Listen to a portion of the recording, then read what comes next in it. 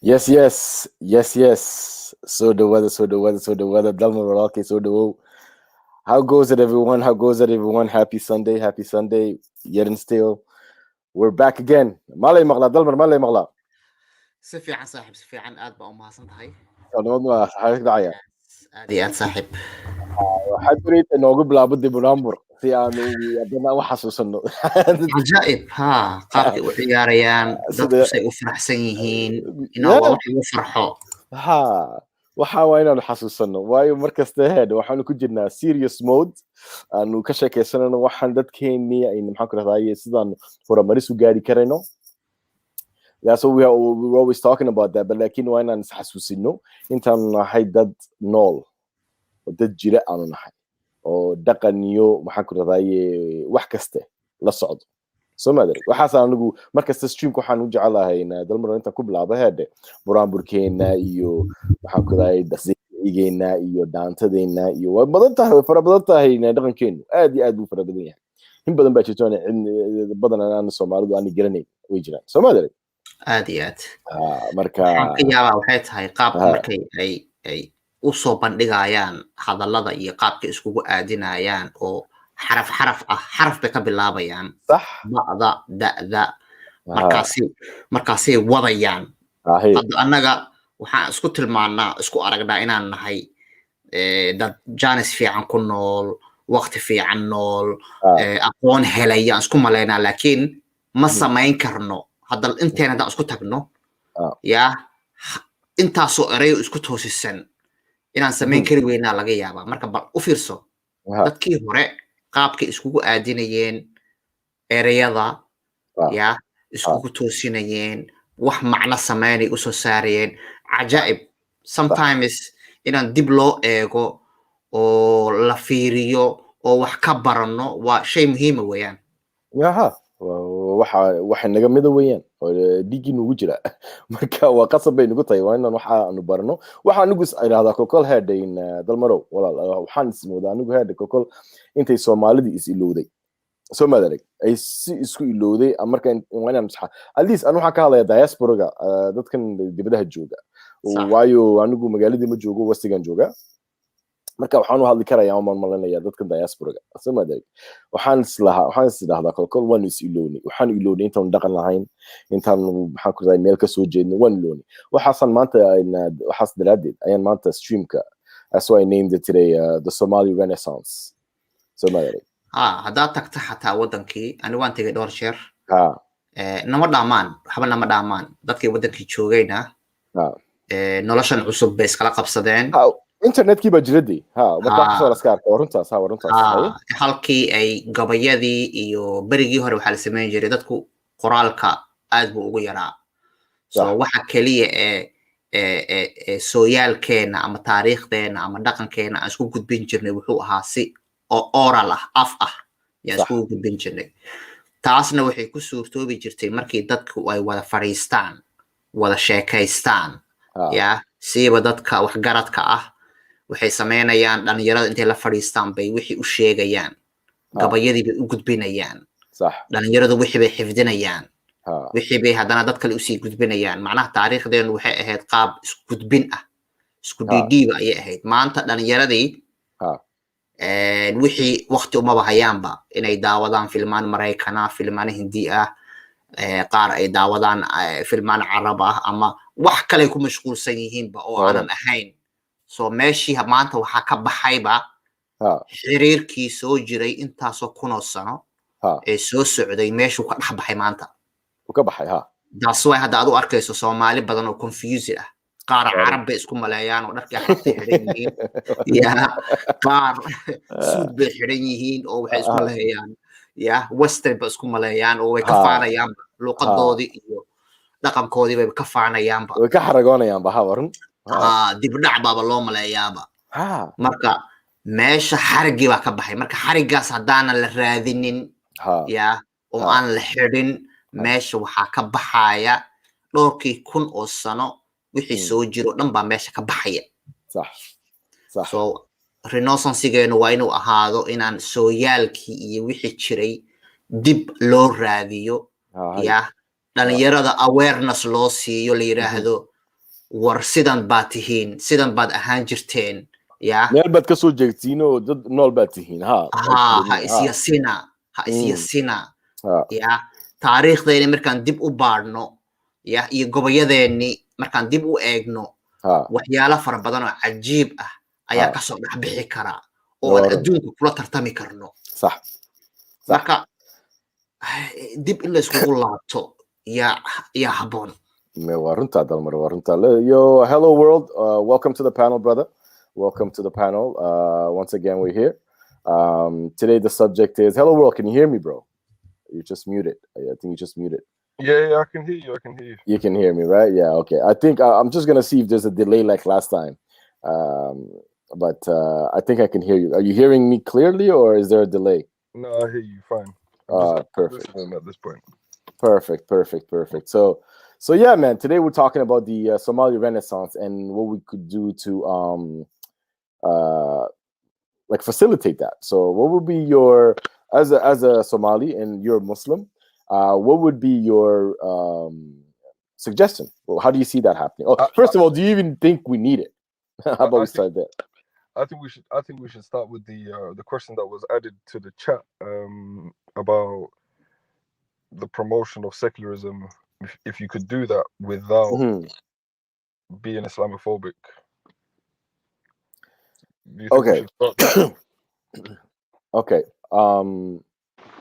Okay. Can you explain that? Can you please expand on that? So you said be secular without being Islamophobic. No, it was mentioned. I think in the. Let me go back to the chat. Someone mentioned it, I think. Yeah. Sunshine 99 was basically saying, right, that we should be able to talk about secularism and without encouraging Islamophobia. I think that's So what Sunshine had said. How could we promote secularism and prevent Islamophobia? Okay, so this is a two-tier approach, is what you're thinking. Yeah, like I don't know. You know, so would you be for a secular Somali country? It's not with regards to whether or not I'd be for or against. As a Muslim, even in hypothetical terms, I'll be a Muslim. So even if you look at it like as I am now, literally, I'm a Muslim. I can't think of an example of me not being a Muslim. So I can't give you an example of me not being a Muslim. So in what I would want for Somalia is for it to be as it is. You can be proud of your country and be Muslim at the same time. You can be proud of your country and be Christian. You can be proud of your country and be Jewish. It doesn't matter with regards to the religion about with how proud you are of the country.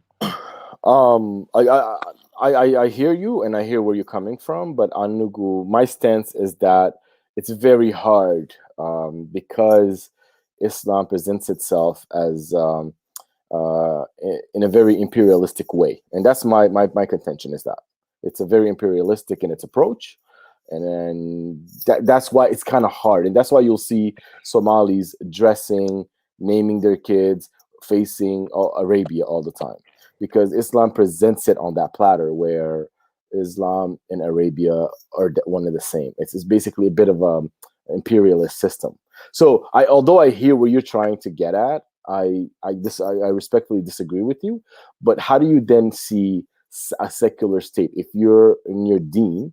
All right, so how do you see a secular state? How do you see a secular Somali state? And then we can get to the point of Islamophobia. Why does there need to be a secular state? Why do we need to govern without religion? Why do we need to? Because I think you're a Muslim, right? Yeah. I'm not Muslim, but we're both Somalis. Yeah. Okay. I don't want to be ruled by Islamic Sharia, bro. No, I understand that, but that's really because you asked me why do we need secular? That's what you asked. Yeah, no, I'm saying, but with regards to being Somali, you could be Somali in North America, you could be Somali in South America, you could be Somali wherever you are. Why does Somalia need to be secular? Like, why do we need to change the way things are as it is now? Bro, I'm sure you're not asking that question seriously. Things need to change back home. For what reason? On what? Do you see the state things are in right now? I understand that, but is that because of religion, or is that because of foreign affairs, and is that because of politics? Is that purely okay, well, how do you do? I get too involved in these conversations, so maybe Dalmaro, I'll go ahead. I'm gonna try and be as unbiased as possible. But before we even get to Dalmar, Dalmar was I didn't even know what this picture represented prior to the last conversation that we had. Now that I know the picture, what it represents. What picture? The picture that Dalmar has on his icon. Well, that's his. I understand, but that's his picture. I understand, but when you're trying to promote, for example, let's all be together, let's all be friends. Right. Should one be, especially one on the panel, should they be able to, be a provocateur, be some sort of use like provocative pictures with people that they're trying to befriend? But how is his picture provocative right now? I don't It's get provocative. It is Why? as a Muslim, I find it provocative. Why though? Hello world, like Dumber know what joke that isaga kula hadli karaya lakin why? I just want to know why. What's so? I think we covered that last time we had this conversation. No, we didn't. Honestly, we covered. Dalmor took this picture down the last conversation. Were you aware of that? He's on this last conversation that we had. Dalmor, oh, okay. No. Yeah. What he had taken down was the word, but it wasn't. No, he completely took the picture picture down. Yeah, the picture. Even to have look, if Dalmor was, for example, a person that lived in France, I'll give him the benefit of the doubt. Maybe he likes this person because that's his president. Some people just, like the president of their country that they live in. They don't necessarily need to have no other reason. Do you understand what I'm saying? Or if he spoke French, for example, then I'd feel like, you know what, I'll give you the benefit of the doubt. So literally no. So hello world. What we're not gonna do? No, I hear you. But let me, because we're not going anywhere with that. Because Anugu on this platform, okay, people have the right to do what they want to do and say what they need to say, right? As long as they're not being disrespectful. I don't see the icon of Delmer being disrespectful. Okay. Before there was a word that was on it, and he took that down. I think that's what you're alluding to. No, but the picture is his. No, but the picture is his. Down. But we know who the picture is. We know. Okay, but the picture is his though. Like I understand. Anyways, but hello world. I'm not sure what it is that you want to go with this, but I say let's just drop it. I'll tell you what the problem is with that. If there are no rules, then there's open season for everything. You're trying to promote here secularism. Secularism involves rules. Secularism within it involves rules that everyone has to abide by. Are you now saying that anyone can say what they like, do what they like? There's no rules. What do you deem as disrespect? Who then what's the criteria for what's respectful or what's disrespectful? You have to have some sort of give me 1 second. Give me 1 second, Mahmoud Hadaye in a hello world, please. We have a new panelist. Hey, Oday Mirer. What's up, guys? Can you hear me? Yes, we can hear you, brother. So do. Hey, how are you guys doing? I'm shocked to find out that there is Somalis like me who are, who are not Muslim. I'm really shocked. Really? I came across the subreddit yesterday. Okay. I was amazed. So do. Oh, Walashin, Nim'ana watan not timid. Nim'o, how you doing, Walal? Hey guys, I'm doing great. How are you? We're doing great, Walal. We're doing great. Happy Sunday. So do. Walal. Okay.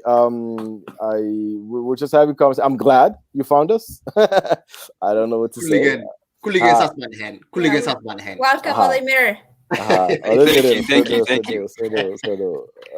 Do I need to do an introduction, or you guys? Yeah, it would be nice if it would be nice since the panel would like to kind of say. Usually, what we do, Odemir. Yeah. We talk about the bit of the catalyst. That's how we get to know each other. Okay, so tell us, because I'm presuming that Somali tahay, you were born Muslim. Soma. Yeah, Somalia and Somalia. Waxa ka imaada xitaa Somalia ee Muqdisho. Okay. No waran hay aan keeba u dhacday sheekadu.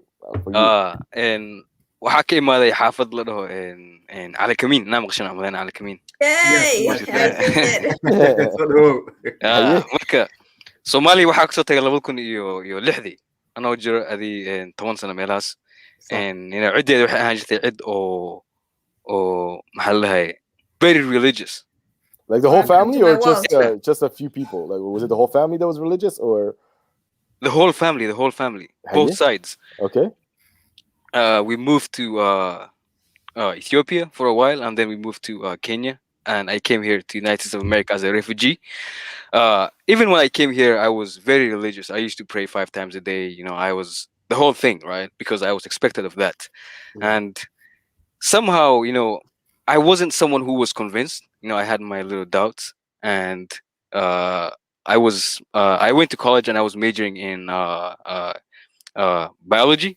So I took the evolutionary biology, and that just exploded everything for me. That was the catalyst, huh? That was the catalyst, Yeah. right? Yes, Okay, yes. so what was it about that? What was it about that? Because I'm sure someone like Hello World also did those same studies, right? So what was the catalyst for you specifically? So here's the thing, right? So when I lived in Somalia, I used to go to a duxi, and you know how the teachers are ruthless in the duxis. So this one time I remember. Give me 1 second. Yo, Okay. big up Ultra. This is a Somali kind of maybe. That's a good one.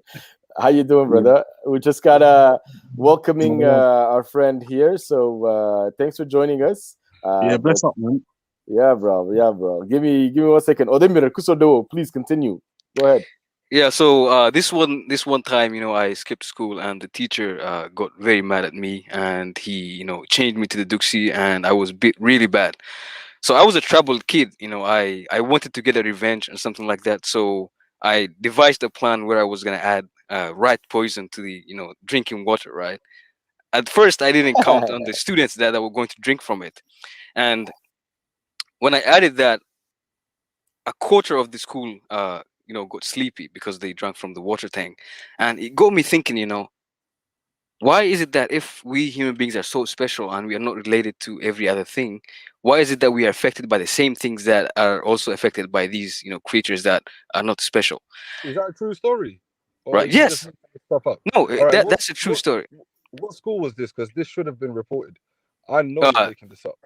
What No, school I'm was not this? making this up. So we can fact check it. Can we fact Nimala, check it? صح Hello World. Let him say his story, bro. school يا مش شيء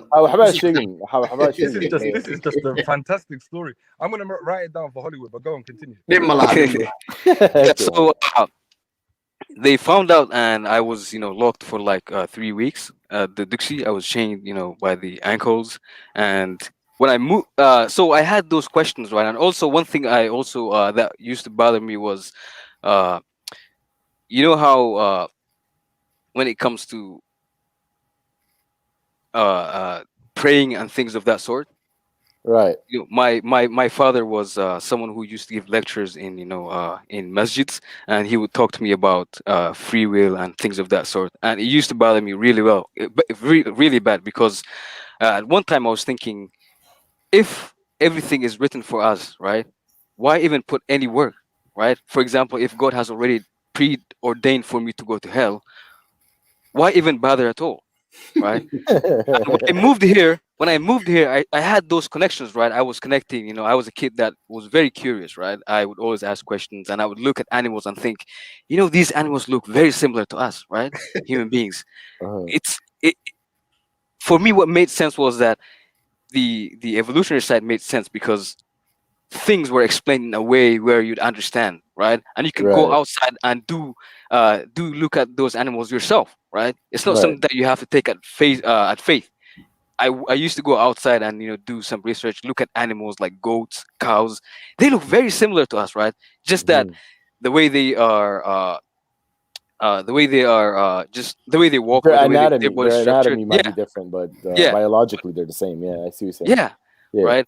And so when I moved here, you know, I sort of I hated work, right? So I moved here, and I was still convinced that, you know, Islam was true, but I moved here, and I used to hate working, and that is when I realized, oh shit, man, right? What? I went to anarchism, right? So I approached Islam from the anarchism point of view, right? I was thinking, why is it that I am willing to die for someone who's just like me, right? Someone who has nothing more than me, right? It's just a human being. How come that a human being like me spoke to God? How am I supposed to believe that? Right. And now I go to college, right? I have been not Muslim for like 3 years now. I had like a friend of mine who's also now ex-Muslim, right? Because we used to hang out together. So the college that I used to go had a MSA, like a Muslim Student Association. Right. I used to go there even though I was not a Muslim, because I wanted to ask questions, right? I wanted to spark, you know, controversy, right? Because that's when I learned, right? People, if you ask people questions, act dumb, right? There's no way they can get out of that. unless they have to bring themselves out and answer that question, the questions that you're asking, right? Some of the questions that I used to, when I go to the MSA, you know, they have like girls that are running for president, or you know, like chairman or something like that. I would bring up hadith, right? And I would say, come on, guys, we have guys. How can we let a woman rule? Even though I don't believe in that, right? And that would create, you know, an atmosphere where everyone is, you know, interlocked and everyone is arguing, and you know, conversations are being started. Right. So they kicked me a couple of times, right? Because I was asking questions, or I was saying things. You're a troublemaker, man. Yeah. And the thing is that you know what I would say. I would say that I'm not saying these things. These are things that are found in the doctrine of Islam, right? It's not just me coming up with these. I would back up with evidence, you know, I'd bring the supporting details, and there was no way that they could get out of it, right? So there were a couple of sisters, you know, that would, like, after the MSA has finished, they would come and, you know, we have conversations, and they would say, you know, even me, I had these doubts, right? And now you're bringing him out, and these girls are realizing them. That's when I found out that these people don't even know what they're following. Right. Okay. It's just that they are, because you know the family is, and they're expected of that. It's just a force of habit. More. It's a force of habit. Yeah. Nothing more. Yeah. Okay, that's a very interesting catalyst, man. Like, and I think after that, what happened? After you thought you were alone, you thought you were the only one that had this realization. And how did you find out about us? Actually, I'm curious. So I was just searching through Reddit, and you know I came across the Somali subreddit, right? And then while scrolling through that, there was, I think, a post there, which was linking back to the ex-Somalian subreddit, right? And that's how I found about the ex-Somalian subreddit. Okay, and through there you found out the stream. Yeah. Someone linked the video. I found not this one here, but the ones that you did. The previous ones. The previous ones. Yeah. Well, all I can say is welcome. Well, okay. There's yes, we are plenty, and there's a lot of us, and there's a lot of. That's why I want to have these conversations, right? We want to entice these conversations, because I think a lot of Somali people will agree with me that as Somalis we need to change up our situation. No one else is coming to save us. No one is coming to do it for us. So if we don't do it for ourselves, then it's going to be a problem. So that's why today's stream is named the Renaissance, the Somali Renaissance, which I believe is needed. So, Nim'o, what would you like to say about the Renaissance? We all been through there, by the way. We all took those steps. Like, I'm the only one, nobody else is like me, and so on. So I have, I'm not sure if today's Somalia will work for, reforming movement in like a Samayokala. It's going to be really hard. The problem is Muhammad himself, he was a smart guy. He said, my book is the last one. No information or anyone else will come after me. And to change that will be really hard for them. But also in America today, we separate state and church, right? And nobody's against any Muslims becoming a Muslim or being a Muslim or anything else. But can we at least separate religion and state? Right. That is the question for Somali Muslims. You know what I mean? We want to work our country. We want to change whatever we can. We also want to go back and rebuild our country. But you can't just separate us. Like, once you leave the religion, you're no longer a Somali. What is that supposed to mean? I am Somali by blood, not by belief. So I wanna basically kind of go back to something that Ode was saying, and he basically questioned, right? And that's where it starts. And I want to thank Coco Jasmine just posted this. I think she quoted the Quran. It's like, "Oh, you who believe, ask not about things which, if made plain to you, may cause you trouble.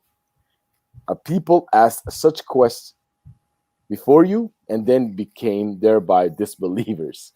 So the book itself is telling you that not to question. Absolutely. Right? Yeah. But the thing is, that same book will also tell you to bring a verse like it, and there's a test to the Quran as well, right?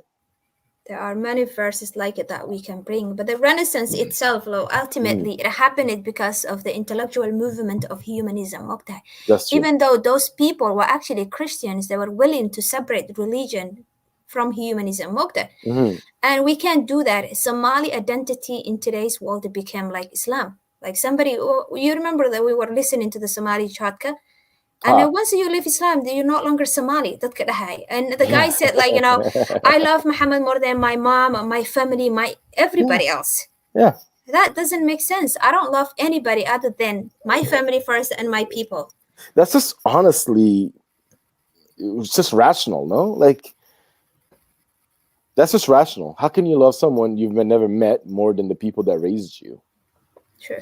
So to ask that is a little bit, but let's move on. Yo, Ultra brother, welcome to the stream. Welcome to the stream. I want to hear you. I want to hear you.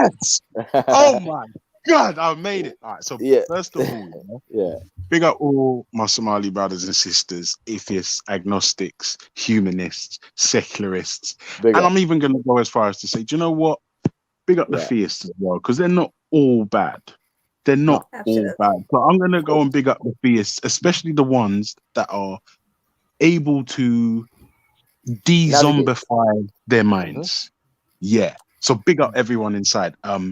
Naturally, I'm a atheist, heathen, demon, right? just put that aside for a second, yeah? Because I won't lie to you. The reason why I've run up on here and I've been desperately trying to find this stream, right, is because the very notion of a Somali non-Muslim is almost it's almost a misnomer. Like I can't process the phrase because I'm constantly told and bombarded with Somalis 100% Muslim, right? And then when I speak to Somalis, and they sort of say to me, well, no, that's not true. And then I stumbled onto Somali Christian TV, and now I'm here, and now I'm hearing, wait a minute, I found out, and obviously this is much to my shame and ignorance, but I thought Somalia was just one big shithole, right? Now, I know that's offensive, but let me just qualify it. Right. All I see is Somalia's a failed state. It's just guns and just famine and all this propaganda and nonsense. But then as soon as you speak to people with a different mindset, they open up Somalia in a way that is just, I think you said it, alien. I'm seeing there are female entrepreneurs, which was just mind-blowing. I saw certain cultural practices that I thought to myself, well, hang on a sec, that's going to cause a few problems with the ultra-conservative Muslims. Right. And then I thought, well, hang on a second. And then I found out about, I don't know how to pronounce this, I'm going to butcher it. Warwick. Yeah, right. Yeah, I'm like, so when I found out that's some sort of ancient, like, Somali belief system, and then I found out, well, hang on a second, so Somali hasn't always been Islamic, and I'm like, what is wrong with me? How is this information out there, and I have not been able to access it? Right. And I feel like, and then I'm fine. Like I said, the killer for me was there are non-Muslim Somalis. I need to speak to you. That's awesome, brother. That's awesome. And this, in your perspective, is from a perspective of you're in Britain, right? You're in Britain. Yeah. And Caribbean descent, or yes, right? Yes, sir. All right. So there you go. So then that's your perspective of Somalis, and there's a lot of Somalis in London. There's a lot of Somalis in. But do you know what the funny thing is? Remember, I interact with and have friends who are I can't say friends, but I have acquaintances that are Somali, and at work and on the streets we get along. But I've never had the opportunity ever to sit down with a Somali and say, wait a minute, tell me about Somalia pre-Islam. Right. I've never had that opportunity. And then I'm finding out all manner of interesting things. I'm like, well, why is this narrative not out there? Like, why is it such a problem? Like, and you have to forgive me, this is from an outsider's perspective, but there seems to be a problem amongst Somalis by saying I'm a non-Muslim. Like, it's a big fucking deal. Yeah, like, it is.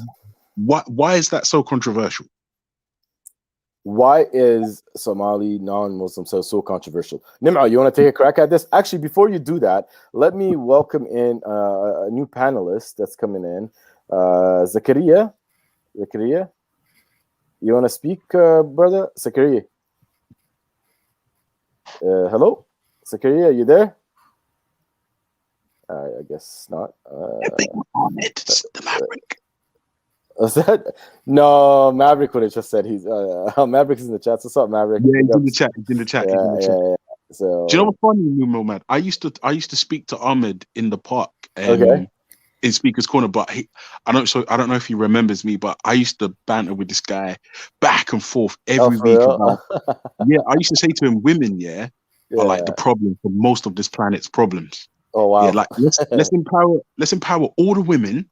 Yeah. Like 40% of all of our problems on this planet will be solved like within a week, but he wouldn't hear me. So I don't want the conversation to go left, Ultra, because that's a pretty big statement. Yeah. But ignoring 50% of the population. We should be in the houses and cook for you. It has changed though. Absolutely. No, absolutely. So today, what we're talking about is how to revive our Somali Dagan. How do we get a bit of a renaissance going? I wanted to show you guys a little video where a renowned academic, Somali renowned academic. His name is Ahmed Ismail Samater. He's a Somali writer. He wrote a few books. He has works such as the Somali Challenge, From Catastrophe to Renewal. So this man, what he had the gall to say, right? Let me just charge up my laptop here. But yeah, what he had the gall to say in Somalia was that maybe, just maybe, we should separate the deen, the religion, from the state, right? This is what he had said. So I want to be able to show this little video. I want to show this video so that then we come back and discuss it. Ultra, brother, thank you very much for coming through. But there's going to be a lot of Somali being spoken. And I also wanted to give a chance to other Somalis and get on the panel. I'm gonna fall back here, but listen, put a message in the chat when you can translate.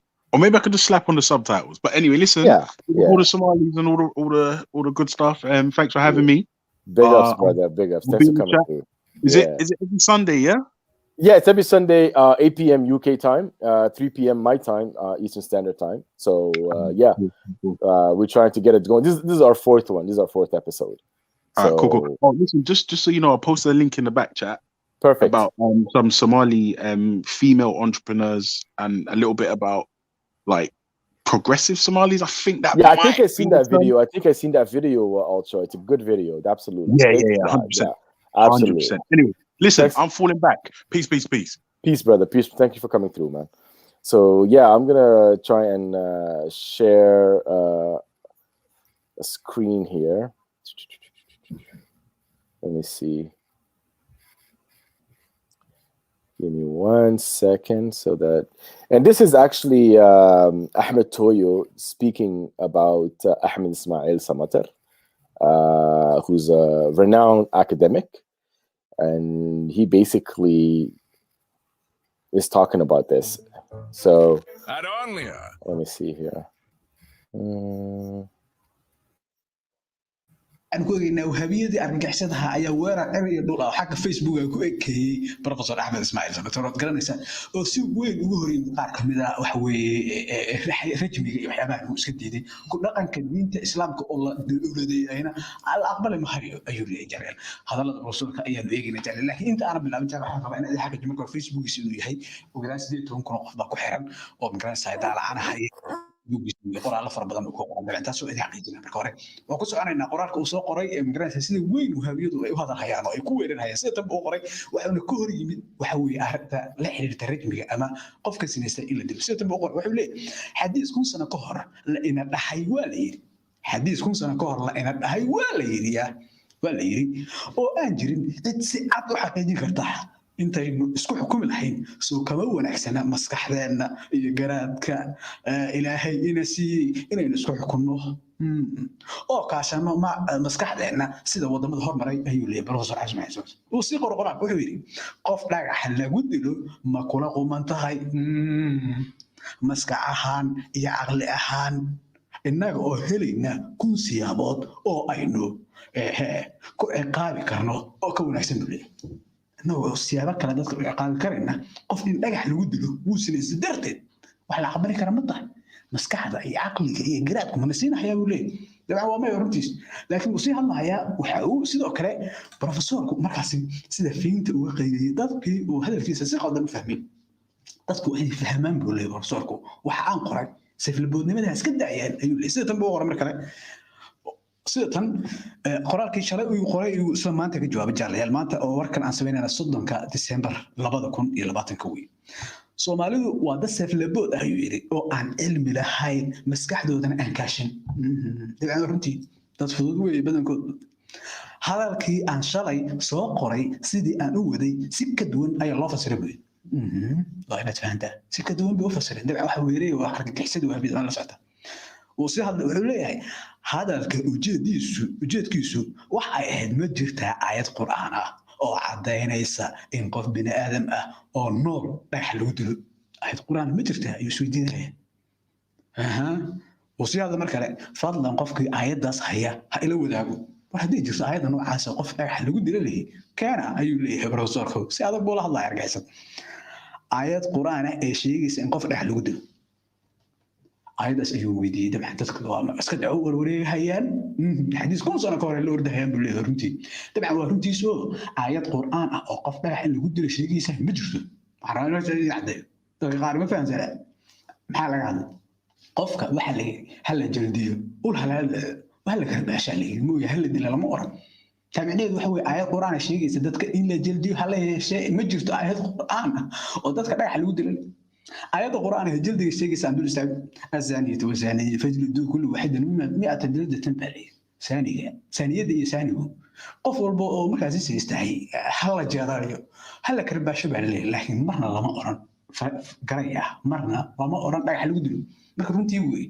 حديث كل سنة كهر عدد كسوحي جن حياة يأكلوا يا بيا يا وهكذا إنما وآخرته بل waxa la yaab ku yahay oo qof walba islaam ah oo caalim ah oo garashay garaad loo aqliga ka shaqeeyay isweydiinaya quraankii lagu sheegay jildiga iyo qof in la garaaco ee lagu sheegay waa dilka dhan ee qof nafta looga jarahay waa isweydiinaya xadiis iyo quraan yaa horay quraanka horay quraankii wixii laga waayay ee magaranaysaa loo raadinay xadiiska ee dil la xiriir fiiriya wixii ka yaraaya quraanka lagu qoray yaa yar qof nafta in laga jaro iyo in la garaaco in la garaaco quraanka laga helay in dhagax lagu dilo maxaa looga waayay su'aasha dadka caadiga ah culumta leh professorka aniga iyo dadka la midka garashada garaadka aan isweydiinayna taaway waanad professorku had badan buu kala kulmay argagixisada wahabiyada laakiin waxa isoo jaalay professor Axmed Ismaaciil Sumtar oo aqoon-yahan weyn oo magaranaysa horseed ah kol hore 13 December sidoo buu qoray sidoo kale ma qabo weeri anigu in diinta dalka lagu maamulo طبعا دينته وهو حد الرب شبه أرجع حسد أركز واحد دينته ده خبوم أمر هاي أنا قرأته وسي الله مركل هلا عن كلا صارنا دينته هي سياسة واحد قال كلام ما حد غير بفسر ما يسقط هذا أيام ونقن دي ميديا دولة نمدا دولة نمدا ترى ندرسها هي عالم من كله رسالة أيو أسوق كل جدا مرجع أمريكا أو إنها البحثن إنها دأوين أيا أنت قبلت دي فريستي أي كلا صارتي دينته هي نظام كدولة وأنا قرأته taas oo u horseeda buu yiri horumarka ay maanta ku hogaaminayso caalamka diinta iyo dawladnimada ayaa la kala saaray mareykanku waa il baxay buu leeyahay professorku وسي الله يمركله جاه وراك هيستا wadamada carabta iyo afrika waa diintii iyo nidaamkii dawliga ahaa oo isku qasmay ayuu professor Axmed Ismaaciil Sumtar oo magaranaysa caalim ah wuxuu tilmaamayaa dawladnimadu in magaranaysa ay tahay wanaagsan tahayna in markaas laga fogeeyo nidaamka ku dhisan argagixisada iyo wahabiyada imika la wado aad ka soo marka professor si adag u hadlay qoraaladaas ayuu soo dhigay bartiisa buuga waxaana markiiba ku yaacay argagixisada wahaabiyadaha oo kumantii u qorhaya isla markaana weerarhaya professor laakiin su-aasha dadka la weydiiyey ilaa iminka uga jawaabi laayihiin oo waxay leeyihiin xadiis baa sheegay oo looma baahna aayad qur'aan ah fiiriya aayad qur'aan ah haddii laga waayo wax kan uu yahay sharci dhan oo qof naftiisa lagu weynahayo meesha laga saarahaya taa waa inaad garataa wax iska caadi ah waxaa laga helay quraankii oo la yiri azaniyatu wazani fajridu kullu wahidin ma adri jazatan hal dila baa la yiri oo imkaan sakar baash ah la socya dhagax lama oran marka arinta si weyn baa la isku weydiinaya idul bana waxay leedahay waa maxay arinta ayaa jaalgalay Professor Ahmed Saad Sootar wahabiyada way saxayaan jaaleel sidoo kale waxa xisud wajaaleel wahabiyada argagixisada waxay ku soo badanaysaa Somaliland oo imika waad aragtay wiilkii magarasa bikii argagixisada wahabiyada ku biiray kol hore waxa hore u sii biray أردن من اللي راهو قروا إلا بحبسي قالوا لقي وأرجع يصير يمكن نوضي يوسف شاحن من اللي راهو جلوان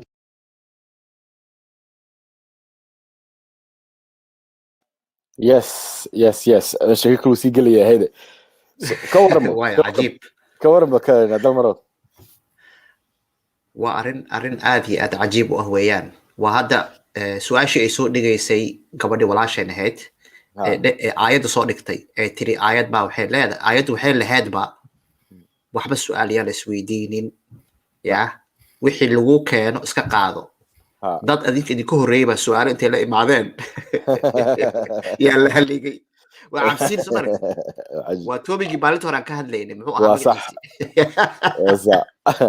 waa cabsiin weeyaan marka taa waxay keenaysaa dadku inaysan waxba ka hadlin wixii raba loo sheego wixii raba laga dhaadhacsiiyo bal had u fiirso wixii quraankii kuma jiro yaa haddana dadkii baa lagu qasbayaa oo la leeyahay hala sameeyo qofku maba keensan karo fikir asaga saasay ila tahay maba oran karaba horaa laga gaalaysiinaya hadda professorkan kuwa kale waa la gaalaysiiyay kulligood hawada laga saaray ninkii umul ahaa baa ka daba qaatay wuxuu yiri waa gaalo waa murtadiin yaa la dhagaysanin meesha lagu arkay hala dilo صح waa hadal naxdin leh weeyaan waana waxa dadkeeni horumar la'aanta keenaysa weeyaan haddii hadda u fiirso Soomaaliya imise qaybood oo nooc oo group diimood baa jira waxay ka badan yihiin kul nooc haddii la yiraahdo kuwaas mid ka mid hadoo dhiibo ayagu iska bilaabaya ayaga islaynaya marka sida professorku uu sheegay bahashu adduunku horumar wuxuu ku gaadhay dadkuna horumar ku gaadheen in la yiraahdo war nidaamna mideeya ayaa loo baahan yahay wixii shakhsiga siyaasadda aad taageerayso diinta aad qaadanayso nooca cuntada aad cunayso waa mid adiga mid gaar ku ah soo ma garanaysid gruubyo samayso halkaa ka samee laakiin dowladdii iyo nidaamkii haddaad tirahda gacantan aniga ku dhigayaa dee taasi waxay keenaysaa dadkii kale inaad caburiso dadkii kale inaad tirahdo wixiina been weeyaan inaad disho inaad xidhxidho iyo keenaysaa waana wixii adduunka ka jiri jiray berigii hore adduunka waxaa ka jiri jiray berigii horeba in dowladdu ay qolo diimeed gacanta ku dhigto diintaas dowladda gacanta ku dhigtay ayaa dadkii kale iyo diimihii kale caburinaysa oo dhehaysa been baad sheegaysaan meesha lagu arka hala dilo hala eriyo meeshii waxaa imaanaysa iscaburin marka professorka hadalkiisi waa hadal macquul ah waa hadal qof kasta oo bini aadana oo maanta nool uu arki karayo wadamada diinta isku maamula bal eeg say u nool yihiin dadka aan diinta isku maamulin eeg say u nool yihiin صح Soomaalidu waxay tiraahdaa isha macalin ah waarun adduunka aan eegno waarun waxaan doonay intaan weydiiyo hello world I'm guessing I'm hoping you understood what it was. And before Hello World was waiting, I just want to bring evidence supporting that one. Go ahead, Nimok. Sunan Ibn Dawood 4439 page ko waxa ku qoran that Jabir said a man committed fornication with a woman. It was not known that he was married, so he was flogged. It was then known that he was married, then he was stoned to death. So this is not something that we are coming up with. And then Sunnah and the Quran goes together for Muslims. So even if the Quran doesn't say, the Sahih ones need to be followed. So you can change that in their eyes. Okay. So it's not something that can be changed. That is how they see it. But the Quran and the Hadith is not similar. But when it said everything after the Quran is authentic, then how are you going to change an authentic, Marka? laakiin way jiraan nimco ogow dad muslimiin ah oo maskax furan dadka maskaxda furan lama hadloona dalmar Soomaalida maskaxda adag aan la hadlayna anaga maya waa runtaa laakiin macnaha annaga tan soo gaadhay ayaa sidan ah soo ma garanaysid laakiin way jiraan dad kala saaraya bahasha oo caqliga ku daraya wadamo badan baa jira aniga waxaaba hadda igu mataqaanaa akhlaaq xumo in loo keenay buug yar oo 40 xadiis ku qoran oo noo sheegayo markaa isna waxaan ii lahayn lugta saa u gelin lahayn musqusha markaa ka soo baxan waxana lagu mashquuliyo horta ma u jeedaa miyaanan caqli lahayn dad caqli leh miyaanan ahayn how did you know just like 30 years ago everything changed for like our ancestors didn't know how to behave صح عجيب صح مسخش ونقول جيران لا هذا يقول ونقول جيران I used to forget about it really you see you know man I will put one and then I will come out like did I put the right one then I have to do it really I'm not okay قريبا إنما بقى نقص بيرين زكريا أيه نقص بيرين بس زكريا welcome زكريا ما مغلس ما مغلس ولا ما مغلنا هاي إسكور ولا وفي عنا سيدين ولا في عينه محمد نقص بيرنسا قص بيرصد ولا waxaan leeyahay ummadda Soomaaliyeed ma garanaysaa waa dad muslim ah ma garat haye marka hadee maxaad damacsantii maxaad leedahay diinta ka qaado dadka say u dhan yihiin diinta ka qaado oo maxaad siinaysaa maxaad ku bedelaysaa marka diinta ka qaadaan maya walaal ma lihin dadka annaga diinta laga qaado ma lihin oo kaliya waxaan leenahay dadku ha wada noolaadaan adigoo diintaada haysta qof kale oo diin kala duwan haysta dadku inay wada noolaadaan inta un baan leenahay aniga soo jeedinaynaa adduunka u fiirso adduunka kale Yurub iyo adduunka kale oo dhan su'aal kale ku weydiin systemadan adduunka aad leedihiin wadamadan Yurub iyo waxaan iyo system ma jira aan burburin karin system adag oo systemkaas ugu fiican oo wax dulduleel ma laho systemkaas isticmaalina mu jira wujira hadda Mareykanka oo kale state dawladda iyo diinta kala baxsan tahay Soomaha okay hadday hadda qoladan Christian evangelicals ka dhahan wadanka hadday kadooda furbataan dhahan wadanka waxaan ka dhiganaa Christian dadkan kale waan constitutionka wadanka ayaan u ogolaanayn inay ka dhigantay زكريا ولا هذا يوتيوب كاغو زكريا كادي يوتيوب كاغو ميو شدين يحي ايكو وان مقليا ولا عليه ادو يوتيوب كاغو شدين يحي هذا ام بميوت قلي ما يمين لو حامشين عشان okay I'm hearing an echo I don't know who it is okay هي صعبه كسعه سؤال كسعه adigu waxaan ku weydiinayaa adigaan ku weydiiyay bal su'aal adigaan ku weydiiyay Zakariyo maanta topic waxa weeyaan hada waa Somali Renaissance baan ka hadlaynaa Soomaali marka adigu maxaad ka filaysaa intaan Soomaali ina dhulkeeni sidee baan u gargaari karnaa sidee baan u gargaari karnaa adigu sidee kula tahay walaal adigu muslim baa tahay maxaan ku leeyahay marka sidee baad u aragtaa waayo adiga arkaya adigu hada waan isku raaci karnaa markaan odhano dhulkeeni situation xun bay ku jirtaa waan isku raacnaa taas oo ma igu raacaysaa taa hay haddaba sidee baad adigu badbaadin lahayd walaal Soomaali sidee loo badbaadin lahaa dawad qoslaysa laakiin dad badan baa cisho kasta dhinta walaal cisho kasta dad badan baa naga dhinta waxa lagu qoslana ma aha walaal waxariika Zakariya adiga wadankee joogtaa Soomaali ma joogtaa mise meel kale Sweden ma joogo waayahay adiga Soomaaliya marka xaaladda ay maanta ku jirto ma ku qanacsan tahay mise ma ku daawan lahayd dadkeena inay nolosha sii wataan maya dadkeena nabad ku noolaadaan ay magaranaysaa ay nolol caadi iskaga noolaadaan dhibaato iyo magaranaysa waxyaalahan maxay kula tahay marka maxaa keeni kara nabadda waxaa keeni kara inay dadkan isfahmaan dadkan ishaysta inay isfahmaan oo ay magaranaysaa ay faham wax ku dhamaystaan meesha isfahankii haddaad doonaysid inaad ku dhaqdid dadka wax 7 centurygii dhacay seebay u shaqaynaysaa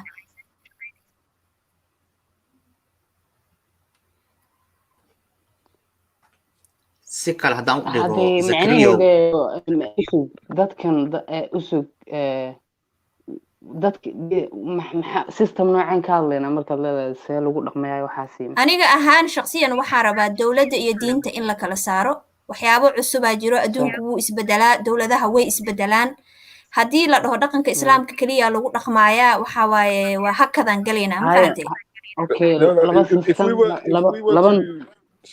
if we were to follow a system kee baad dooran lahayd which country system baad Somalia hadduu muslim maanta Somalia hadduu muslimkiisa iska ahaada laakiin secularism la ogol yahay aniga okay aan ku ahay ani cidna ma rabo inaad diintooda ka saaro ma fahamtay which country system okay may ana waxaan ku leeyahay one second walaalo yeah which system ana waxaan ku Zakaria Balukadi hello world come in which system baad ku oran lahayd ku dayo which system would you like to emulate which system would you like to copy do we have to copy any system why can we come up with our own the one that works for us based on our own culture I understand that, but let's say we're not going to make up a whole bunch of rules for Somalia.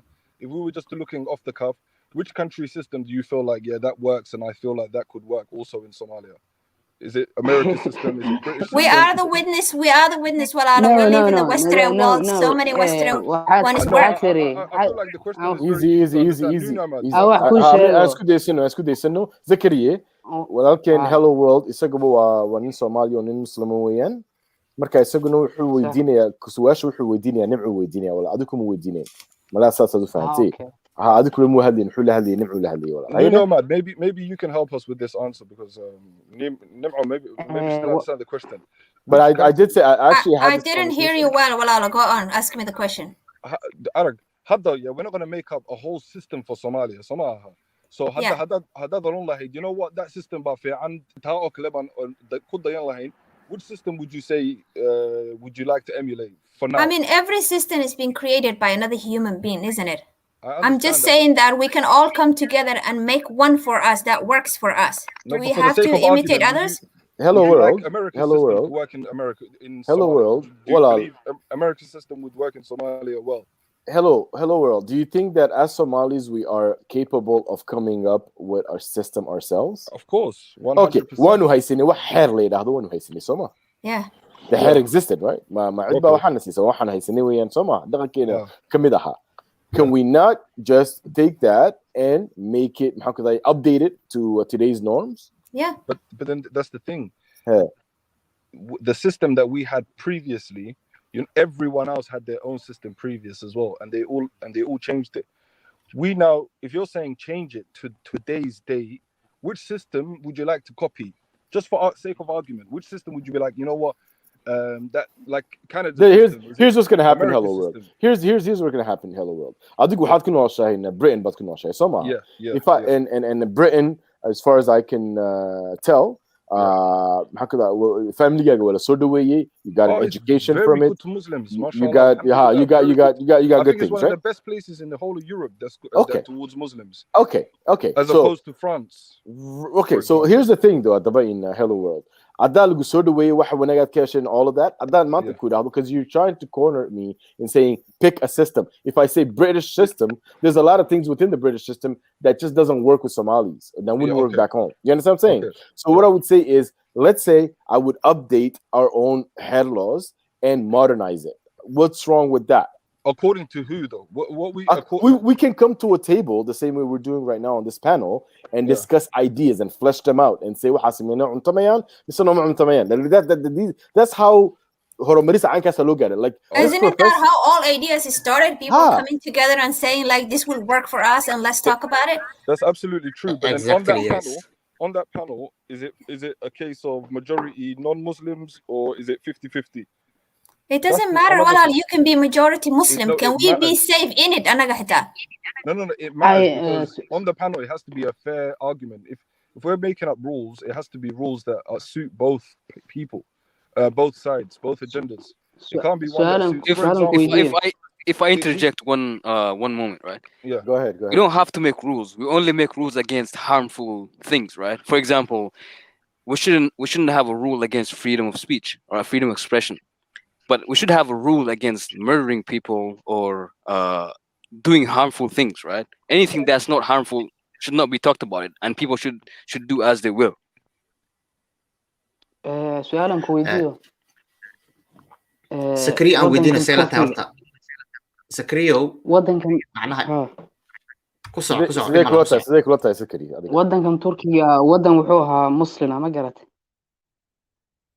marka ninka Turki ba dictatorship uu ku sameeyay systemkan secularism ma garat marka Soomaaliya qaabkee system baad ka hadlaysan laakiin establishment baa la rabaa siya qaab sidee dadka hadeen rabin dadka hadda u soo bandhigtaan ay dhahan ma rabno maxaad ku sameeynaysan That's what I'm saying.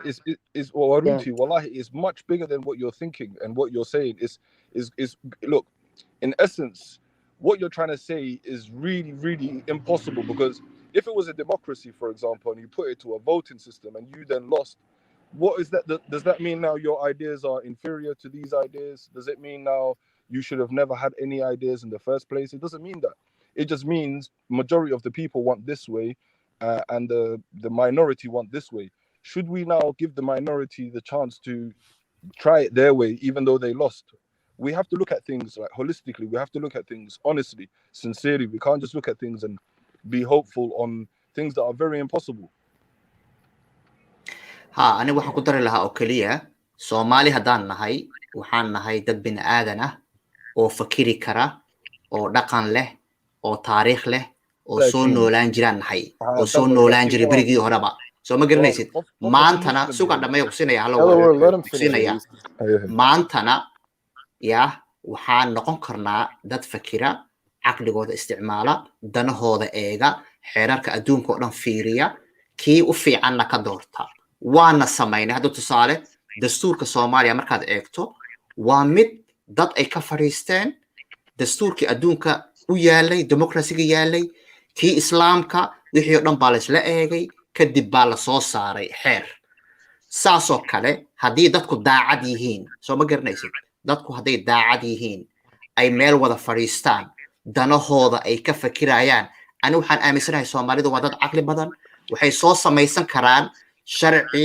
ay horumar ku gaaraan way samaysan karaan Okay, like this is what you have to look at. This is something that all panelists have to look at honestly, and you can't just ignore this. What I'm about to say.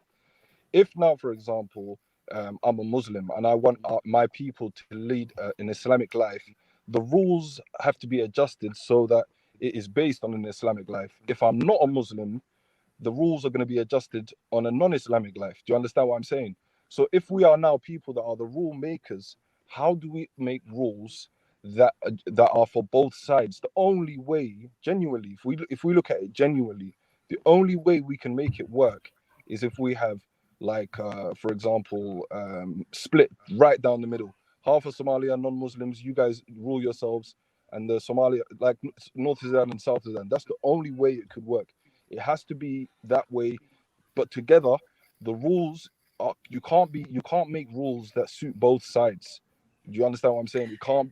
Okay, wadanka aan ku noolnahay tusaale aan soo qaadano hadda Britain dad diin haystay ahaan jireen Soomaha badalkoodu dad yar baa ku dhex noolaa oo bilaa diin ayaa ku dhex noolaa ama diimo kale haystay wixii noocaas ahaa haddana way wada fadhiisteen sharciyay dejisteen qaanuun bay dejisteen so waa wax la samaysan kara weeyaan dadku hadday daacad yihiin adiga adoo muslim ah maya adiga oo muslim ah fiiri adiga oo muslim ah haddii aad xaqayga ilaalinayso sinaya dhibalan adiga oo muslim ah aniga xaqayga haddaad ilaalinayso oo sharci intaan dejisano aad leedahay adigoo dalmar ah xaq baa wadankii ku leedahay xuquuq baad ku leedahay sharcigaaga laguma soo xadgudbi karo qofkii kugu soo xadgudbo waa la qabanayaa sharci noocaasaan dejisan karnaa kaasaan isku maamuli karnaa horumarna waan gaaraynaa No, I understand what you're saying. No, are you okay with it? That why are you saying I understand what I'm saying? Because we know that what Somalia is today is not working, Walalo. Tell me how we can make that possible. Tell me how we can make rules. Establishment. This is the point of these conversations. This is the point of these conversations. Hello world. You understand what I'm saying? But that's the important part, that we can't just ignore that. We just told you what we want. What are you bringing on, Adiga, since you are a Muslim? And that's what I'm saying. That's the only way it could possibly work, is if it's 50-50. And even when you bring half Muslim, half non-Muslim panel, it doesn't work like that the world. Exactly. There are so many places that there is 20-80, there is 10-90, there is 50-50. How does it become 20-80? How does it become 20-80? There's reasons for this. It's not just, it just happens. There's reason why it became 20-80. There is more on this side than there is on that side. And most of the time, the more on that, the majority vote wins. It doesn't mean it's the right one. All I can say today is that if Somalia was 80% non-Muslims, the 20% Muslims will be safe. But today, if Somalia is 80% Muslim and 20% non-Muslim, the non-Muslim will be not safe in it. That's if. That's what I'm saying. That's because there is a hadith that says whoever leaves Islam, kill it. No, are you willing to disregard that? No, I'm not disregarding that. First of all, look, man. If we are realistic, I think it will be impossible for Somalia to change to a secular system because of how religious people are, right? If you look at the country of Somalia, when I left Somalia, right, people used to have Somali names, right? Now there is nothing in our identity that is even Somali. Just the language. Even the language has evolved, and now it's semi-Somali. It's not even full Somali. Same thing we were talking about last time. Hita Quran sidii loo akhrin jiray it changed. No more alif kore alif wasle alif agode, okay? So all of a sudden we have to use it Arabic word is like what is la kordhabe, what is la hoos dhabe, what is la gode. Arabic loo bedel everything hada why marka. Right. And the other thing that's completely different. That's beside the point. Zakariya aan Zakariya sekula tahay walaalo sekula tahay Soomaalida maanta way farabateen noocyo yeesheen sekula tahay fiiri waxa jirta Soomaali Shiica ah waxa jirta Soomaali diima kala haysta Krishtaana kuwa bilaa mulxida jiro sidee dadkeeno dhan intay wada fariistaan sharci aan cinda lagu xadgudbay inta samaystaan qofka walbana diintiisa haysto laakiin wadankii horumar sekula tahay adiga marka ugu horeysa waxay bay systemka aad sheegteen in horta la establish gareeyo oo dadka may coginayaan may dhahayaan systemka waan aqbalnay ma rabno ma taasa dhacays misu marka ugu horeysa waxa la yahay systemkan baan ka bilaabaynaa ciidan ma laha kabacdina sharciyada systemkan iyo wuxuu sheegaya waa inuu ruux kasta ku dhaqmo ka soo qaad systemka Mareykanka soo koobiyaysanba kaasa tiraadeen ma garanaysaa xuquuqahan waa in la ilaaliyo dadka noocana waa in waxba lagu sameeyo dadkan waa in sida marka kuwa conservative-ka ee diinta aaminsan waa inay codayaan kuwa aan system noocaas micnihii marka ugu horeysay wadanka lagu keeniba su'aasha waa inaad ka jawaabtaan waxaa lagu keenayaa in annaga aan wada fadhiisano danta annaga maanta dhibaatana haysataa kulligeen Soomaali baan nahay dhibaatana haysato systemka jirana wuu shaqeyn waayay Soomaha soo hadduu wax shaqeyn waayo xal baa la keenaa soo xalka waa inuu annaga naga imaado adiga Zakariya ah hello world kulligeen waa inuu naga imaado xalka intaan wada fadhiisano aan dhahno fiiri ma wada noolaana laga wada saaro Soomaaliya maxaad moodi inay dhici diin oo dhan ka wada saar Soomaaliya diin ma dhahayno hello world مثلا let's say there was no religion or done Somalia, what do you think would be the focus point for Somalis? Annaga ma soo jeedinayno walaalo diintu waa qayb kamid ah dhaqanka let's say hypothetically, right? If religion was abandoned today in Somalia, right?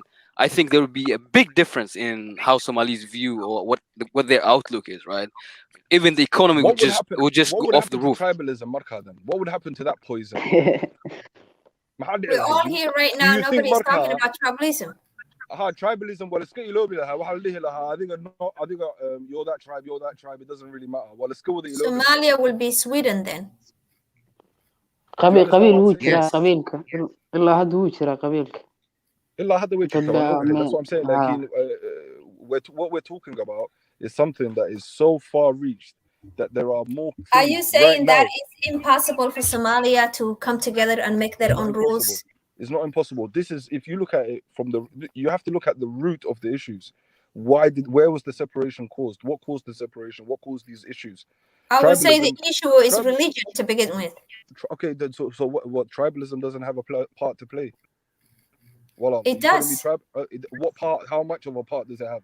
Does it have a small part? It doesn't have a small part, does it? Or is it a big part?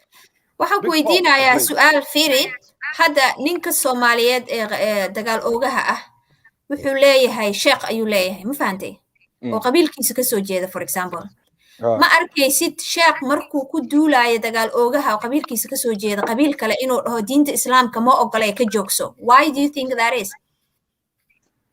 Because tribalism was a big part of Somalia. This is why I'm saying this tribalism. You see that guy sheeqas diintiisa uu aaminsanaa muusan aaminin si uu u badbaadiyo dadka kale ma fahantay? No, but look, I can tell you for history tells you all the time. Yeah, they can be sheikhs that are so. It's dinta. They can be sheikhs that are tribal. It's nothing to do with dinta. It has everything to do with the dinta. Because, you know, tribalism is something that we can cut it off within our culture. There's ways, sida uu dalmar sheegaya xeeraa jiray waa la hoos fariisan jiray geedaha hoostooda waa la isla hadli jiray. Do you really think before dawladda ay burburtay inay dadka dagaal oogo shaati diimeed qaata xitaa saa dhahaysaan oo dadkii aanan badbaadinaynin diinta isagoo isticmaalaya xitaa? UK baan joogaa. I'm in Britain. Tribalism is even here in Britain. Even I don't know how it is in America or other countries, but in Britain, there's tribalism here. One's concerned about. But hello world. I don't want to deviate the subject too far because what I'm hearing is a lot of whataboutism, right? I'm hearing what about this and what about that, right? What we're talking about today is, let me finish. What we're talking about today is, I think we can all agree that as Somalis, we need to get to that next level of evolution. How do we do that? What is our next step? These are the conversations that I want to be able to have with Somalis. And what we're saying basically is that when we look at the world, most countries that Horamaris Gadi, exactly like Ahmed Ismail, a Somali professor has said, is that way kala saaren dagan maxaa diinta iyo dawladda waa la kala saaray. So diinta iyo dawladda la kala saaro marka la kala saaro hade, that does not mean people are going to be non-Muslims. That just means maamulka in magaalada, it's not going to have it's not going to have to do with deen. You understand what I'm saying? So it's secularism. That's what is being advocated for. You know what that will take? That will take someone doing that, right? So that person will take the responsibility of changing the outlook of Somalia in history. Do you understand what I'm saying? That will be associated to him, his family, and his tribe forever. That is a big responsibility to take. Do you believe in your lifetime you'll see someone actually doing that? Or even so you're coming from a pessimistic lifetime. You're coming from a pessimistic point of view. Anugo, I agree with Coco Jasmine right here when she says that I also believe a strong society is built on unified national identity that is free from clan identity and secularism, which is achieved by education. And I think what we first need to do is educate our populace. And we need to actually have these conversations are part of that education in Hello World. Because what I'm hearing from you, well, Al-Hadi, with all due respect, is that's not possible. That's never going to happen. That's impossible. That's never going to happen. And what about this and what about that? But what I'm not hearing is actual solutions. No, I get Hello World, سؤال مكويدية.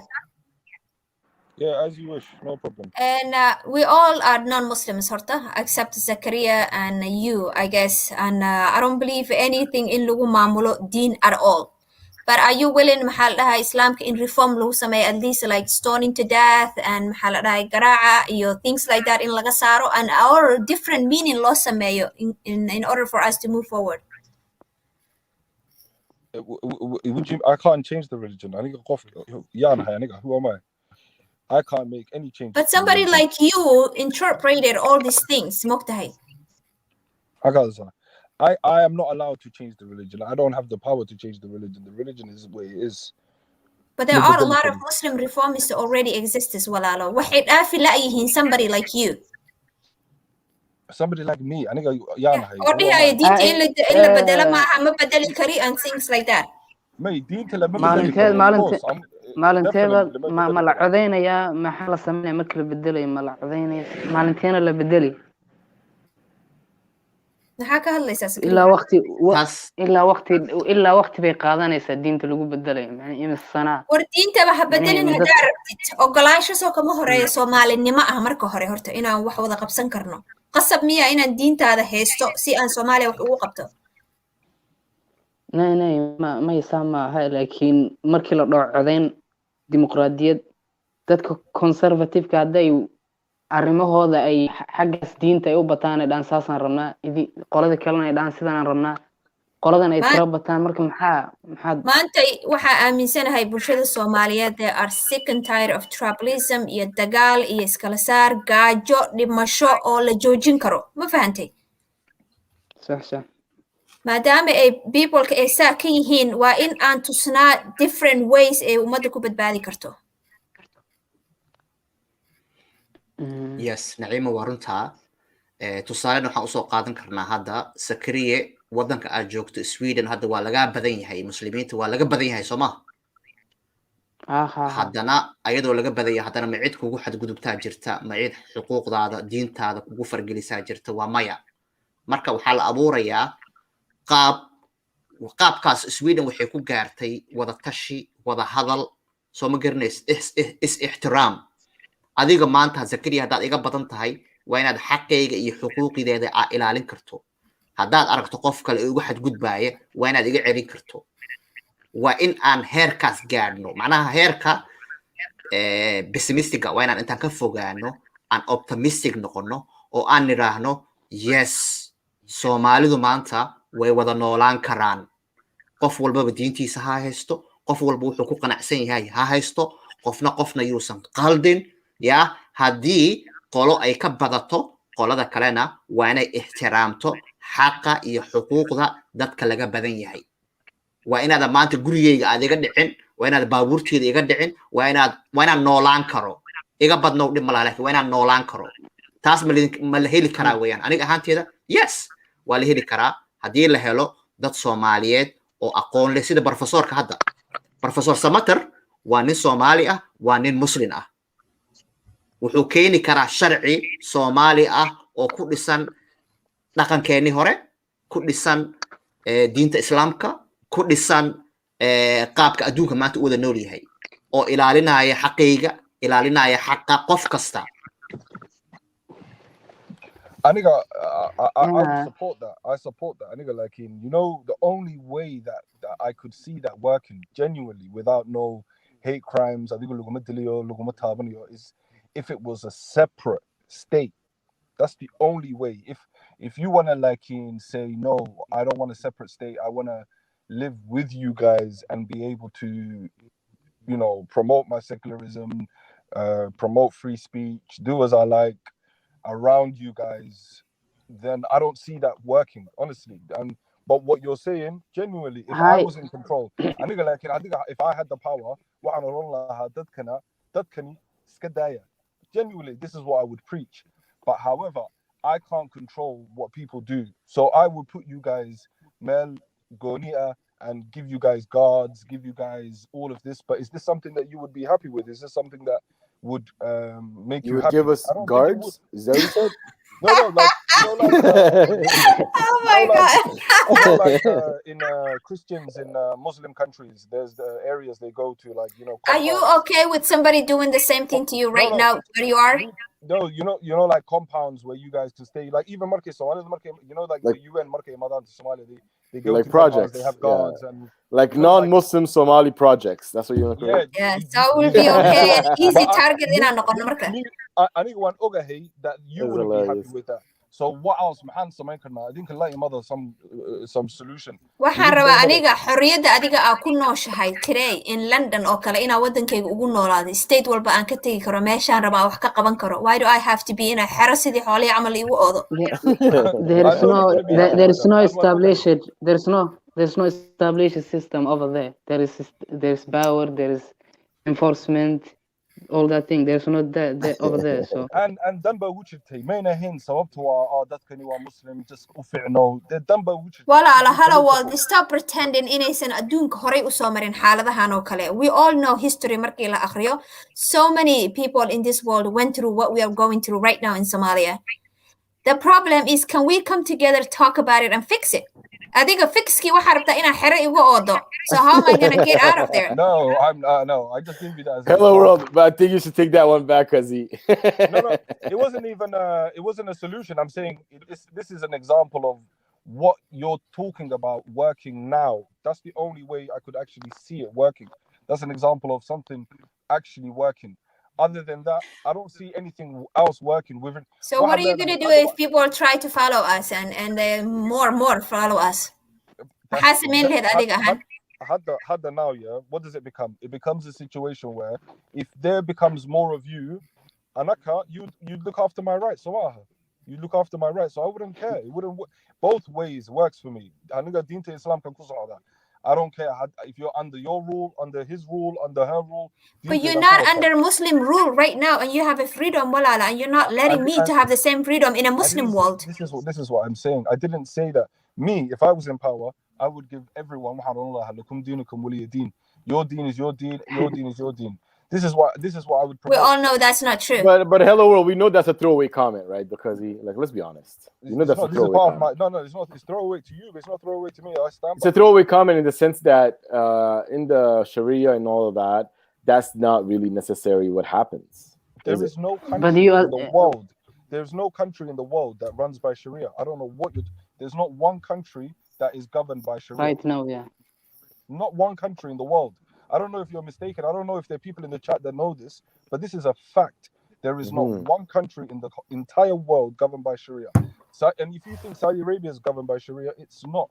It's not governed by Sharia. It's not governed by Sharia. Okay. But I would say Saudi Arabia is semi-Sharia, right? They're applying semi-Sharia laws, right?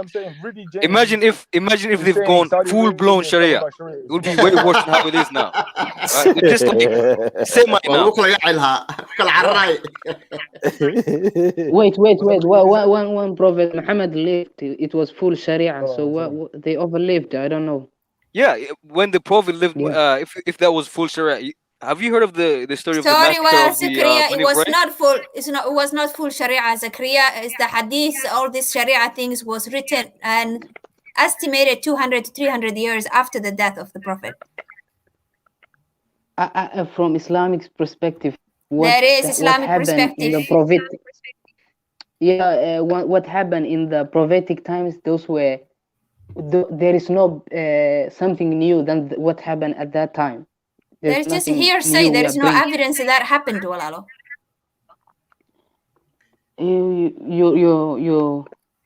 Which proof you attacking? You don't like hadith or what?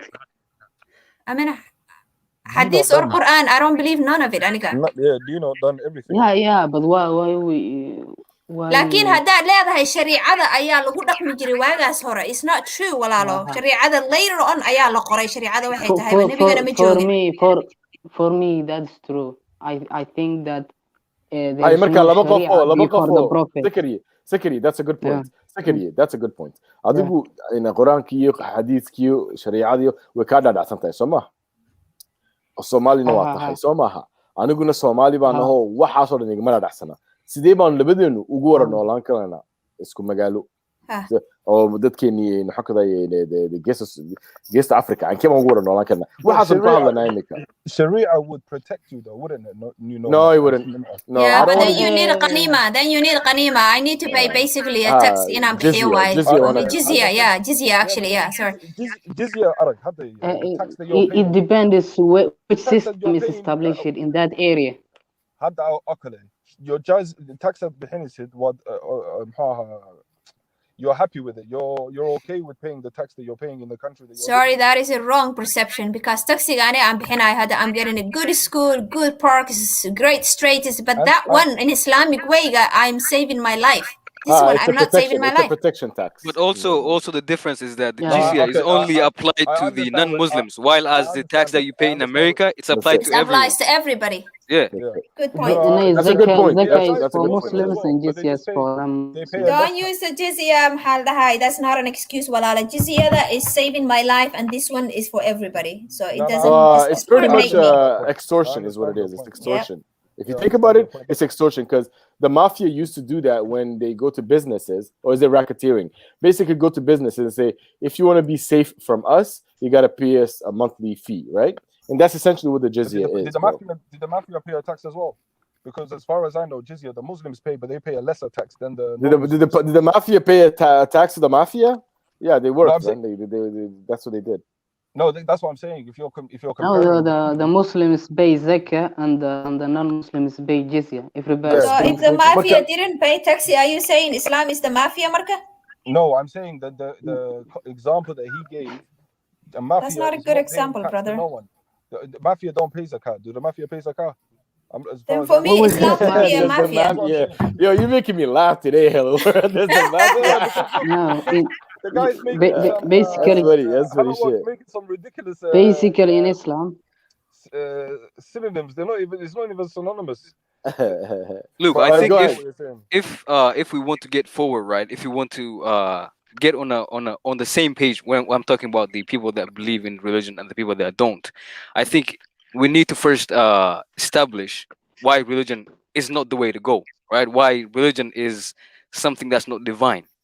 Otherwise, these people have their own beliefs. We have our own beliefs. We're on different pages, and we cannot come together. The person at the beginning was saying, can we talk about secularism without being Islamophobic? I don't think we can. What is Islamophobia? Yeah, let's define that. Yeah, what is that? If you can, do you have a Google? Okay, so he doesn't want to do it. So okay, so Islamophobia means. Well, you didn't want to do it. Let me do it. No, I will ask Hello World a question. Okay. Is criticizing Islam Islamophobia? You can Google it. No, I'm asking you. I'm asking you, right? What is your perspective, Hello World? If I criticize Islam right now, is that Islamophobia? If you're criticizing, as in asking questions to find answers. No, if I say that, let's say, stoning someone who has committed, let's say, sex outside of marriage while they were married, would that be Islamophobia? If I said that's wrong. That's your opinion. Would that be Islamophobia though? That's your opinion. No, would you consider that being Islamophobia? He doesn't want to answer. He doesn't want to answer. This exactly. That's what I'm saying. This is the same guy I asked him, what school was it that you poisoned all of these children? Because I'd love to know. But you said you didn't want to answer the school. So I'm allowed to not answer your question as well. I said if that's your opinion, that's your opinion. And that is okay. We already know what the answer is. Yeah, no, anytime someone criticizes Islam for what it is, people say that's Islamophobia. That's the problem that we have. Yeah. Because Islamophobia literally. What do you see? Let's be honest, the whole panel. What do you see? Do you have a problem with for example, Dalmer putting up a picture of Macron when he knows exactly why he's doing that? He has no he's not in France at the moment, by the way. That is his right, Walalo. French. I understand that. But do you understand how this can be provocative? But why are you so sensitive, like in for other people and what their decisions are? You live in their country. Let's not be emotional. This is why we can't have. But that's you that's being emotional right now. Okay, can I ask you a question? So you I just ask you and criticizing Islam is Islamophobia, and you said you don't want to answer that. But every Somali masjid I ever been to, they say Gala the San, Allah. So that is listen. They're not even saying Christianity. Okay, well, stop and listen first. They're not even saying Christianity is this and that. They criticizing the people and they saying that Galado wasan and wasan. Okay, nobody even saying Mahalada Islam wasas, but the religion is this. It's not Islamophobia. If I attack you as a Muslim person, it's Islamophobia. But if I criticize the religion, it's not Islamophobia. I didn't say it was Islamophobia. I said it was his opinion. But that is what he's. How is that his Actually, opinion? Is written in your religion, Kagwala. That's not an opinion. That is a fact. Okay, yeah. No, let me come in now. Let me come in here now. In hello world, I'll give you my perspective on it. I don't believe in Islamophobia personally. I think Islamophobia is a made-up word. All right, Islamophobia, phobia literally means an irrational fear of Islam. Right? Not only. You have to let me talk, bro. Like, Okay. You cheating, okay? Phobia literally means irrational fear of Islam. And if we look at a lot of the things that have been done under the guise of Islam, it's not irrational to fear Islam. It's actually very rational. What's is Islamophobia, which is different because Islamophobia targets people. You understand what I'm saying? And that, I think that actually exists. That does exist. Okay? Islamophobia, but Islamophobia is a made-up word. Islamophobia is it like I don't like Islam? And but you have the right to say that. You have the right to say that. Islamophobia is only a fear, and that's dishonest because he knows it's not. Phobia literally means irrational fear. Hello, world. But I said Islamophobia. Islamophobia, do you mean like I don't like Islamic religion? Okay, Islamophobia, I'll say it again. Islamophobia literally means having a phobia of Islam. That's Islamophobia. So those are the two words, right? Is it not hatred as well? Why would it be hatred? Like, so which one's okay? So whose definition should we take? New Nomads or the Oxford Dictionary's definition of Islamophobia, or the Google's definition of Islamophobia? Whose definition is better? Whose definition should I take? Well, if you know English, you know words, you know what phobia means, and you know Islam means. Yeah, but at the same time, I know what cost. I'm not talking about a political, but that's my point. That's my contention. This was politicized. Do you understand what I'm saying?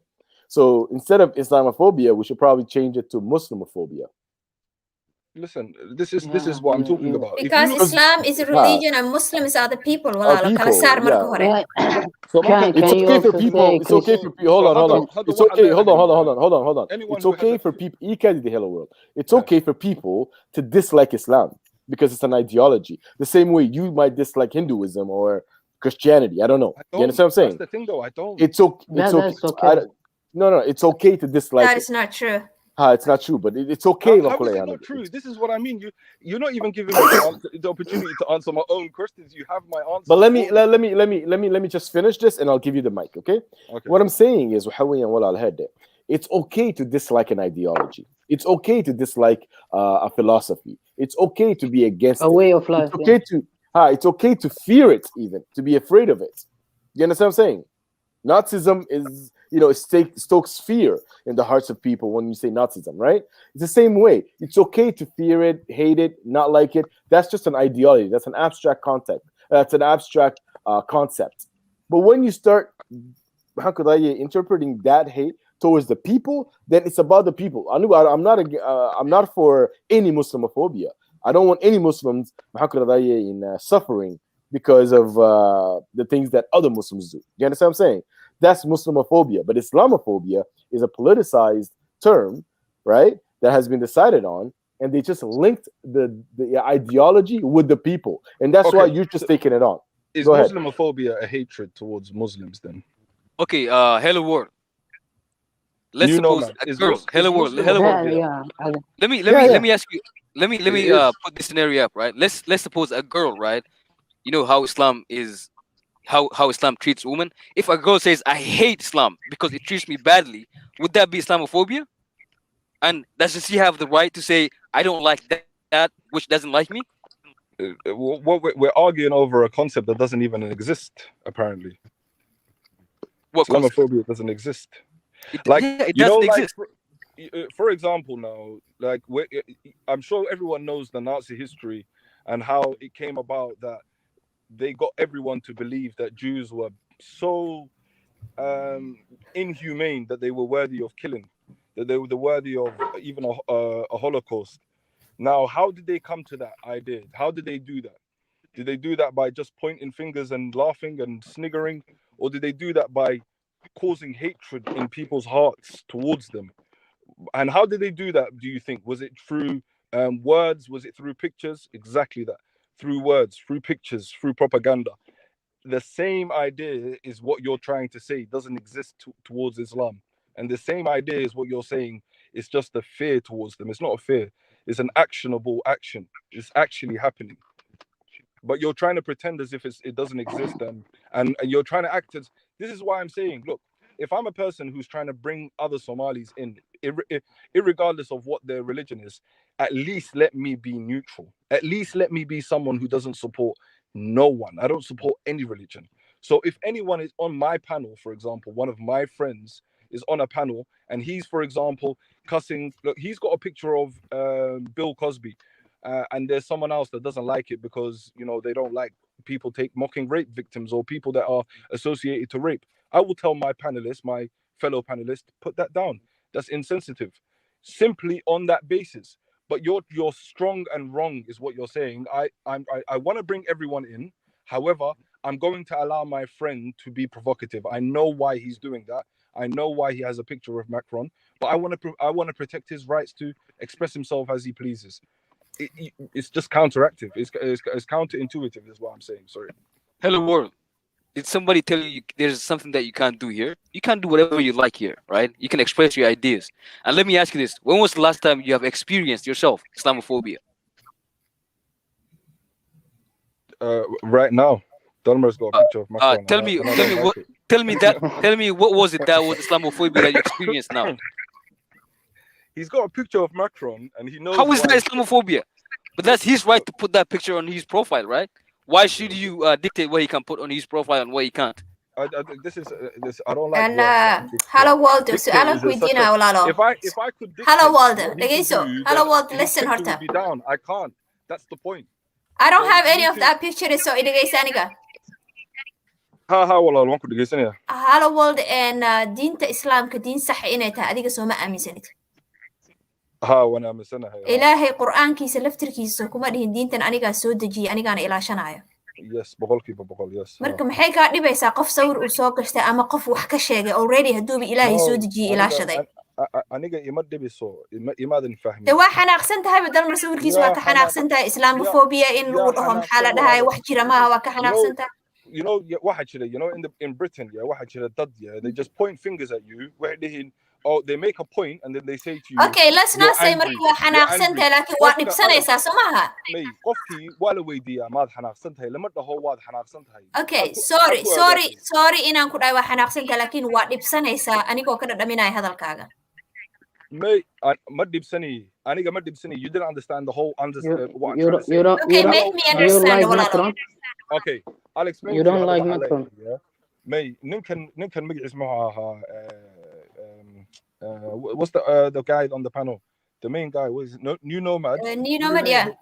New Nomad. I want to bring all Somalis together. Marka, he's got a friend that's offending Muslims directly. How is he doing it? He's putting up a picture of a president who in his country has made it hard for Muslims to live by doing what? By banning halal products, by banning the hijab. This is worldwide news. Everyone knows it. Now, do you even hear yourself, hello world? Do you know just a while ago, a while ago, Hargeysa markii la rabay in charge laga furo.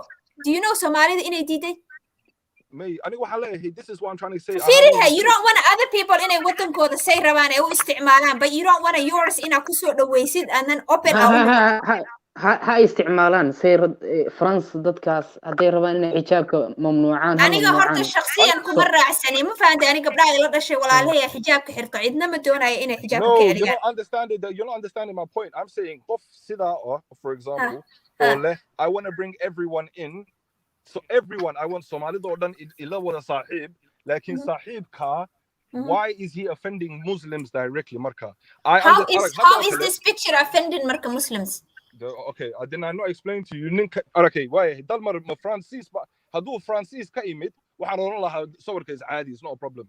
Hadu even if he spoke French, hal kalmad hadu oran lahaa oo Francis buu garanaya. If he watched French movies, what is the French connection with Dalmar and Macron?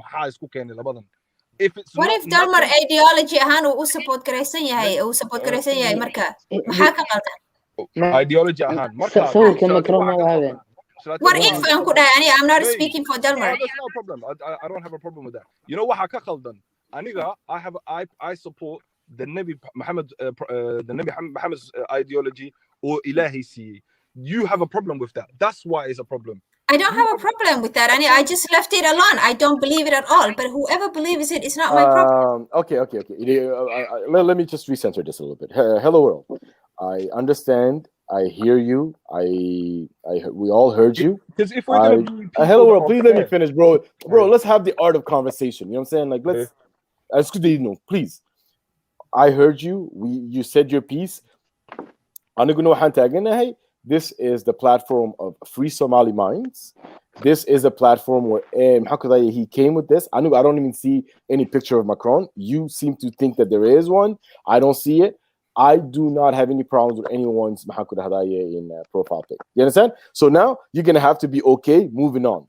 The other choice that you have in Hello World, and it's not that I'm telling you to, but you can excuse yourself from the panel and just leave. You don't have to be exposed to this if it's so insulting to you. This is called freedom of expression. This is called freedom of speech. And if Delmar wants to come with that picture, if you if you have a problem with it, let me finish, please. If you have a problem with it, you have choices. You have options in front of you. You can't come on a panel and try to dictate what's going to be happening on that panel. You can either participate willingly or you can excuse yourself. Go ahead. New Nomad. I don't have a problem with Delmar's picture. I've said that like 10 times. Okay, then let's move on. Because it's taking up a lot of time. You said, Walalo, we can come together as a Somali when there is somebody like Delmar who have that picture. No, I have a problem with New Nomad. He's supposed to be a fair person who's bringing all Somalis together, irrespective of their race, religion, creed, sex, no matter what they is. How do you do that? You know, man. You're not even willing to do that. So what? Okay, so hello world. I heard you. I gave you my answer. Now we have two options. Me having a problem with it, but no problem. Let's move. Okay, so let's just move on. But let's not. Right now, what I wanted to do, if you guys can all mute up, I wanted to show a video that regarding Jizya. So I wanted to show this video. Again, it's in Somali. So hold on, let me see. Give me a second, please, because I want to be able to be showing the right one. Okay. Yeah, sorry guys, I'm new to this, so give me 1 second.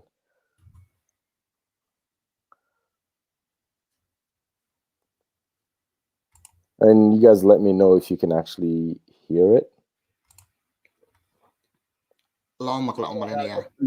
Yes, wuu soo dhameeyey wuxuu u gudbay masaladii ku saabsanayd ee ayaga laga rabay. I don't know intaad maqlaysiin. Yes waa maqlaynaa hadda. Waa maqlaa anigana. Waa maqlaynaa. Ninkan sheekhu wuxuu akhrinayaa kitaabkii ay qoreen muslimiinta jisyada sidii loo qaadi lahaa. Waa inay ku dhiibaan si ay ka muuqato. may know what Delmar ku soco. macnaha aan fahano kitaabkan waa kitaab qoran oo sharci ah oo muslimiintu jizyada markay qaadayaan qaabkay u qaadi lahaayeen. Aan dhageysana marka. Okay, perfect.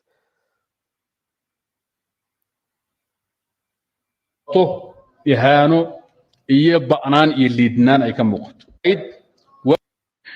intaas waxay ahayd waajibka koobaad oo ahaa dafcul jizyati biqadri macluum wuu soo dhameeyey wuxuu u gudbay masaladii ku saabsanayd ee ayaga laga rabay waa inay ku dhiibaan si ay ka muuqato ihaano iyo ba'naan iyo liidnaan ay ka muuqato watuukhadu aljizyatu jizyada waa la qaadi biahaanatin bahdil baa lagu qaadaya adoo lagu quursan haya laga qaadaya haddaba see markii ihaanadu ku siirgeli fayajlisu al-aakhidu ninka jizyada qaadi wuu fadhiisan ee dawladda matalay dhulku fadhiisanaya ama kursiga ku fadhiisan wayaqumu dhimmiyu gaalkuna waa joogsanaya asagoo taagan buu dhiibaya hadda adu isagoo taagan uu dhiibi lahaa ficil waa inuu foorso oo yutaqti ra'sa madaxu fooralin wayanxani dhahrahu dhabarkiisana wuu godi waa inuu foorsado madaxa u soo godo dhabarka qaanseeyo ويضعها جزية العقد وحور صارها يا في الميزان كفدي لقى ميزان يا العقد لما تنجل ولا ميزان الجري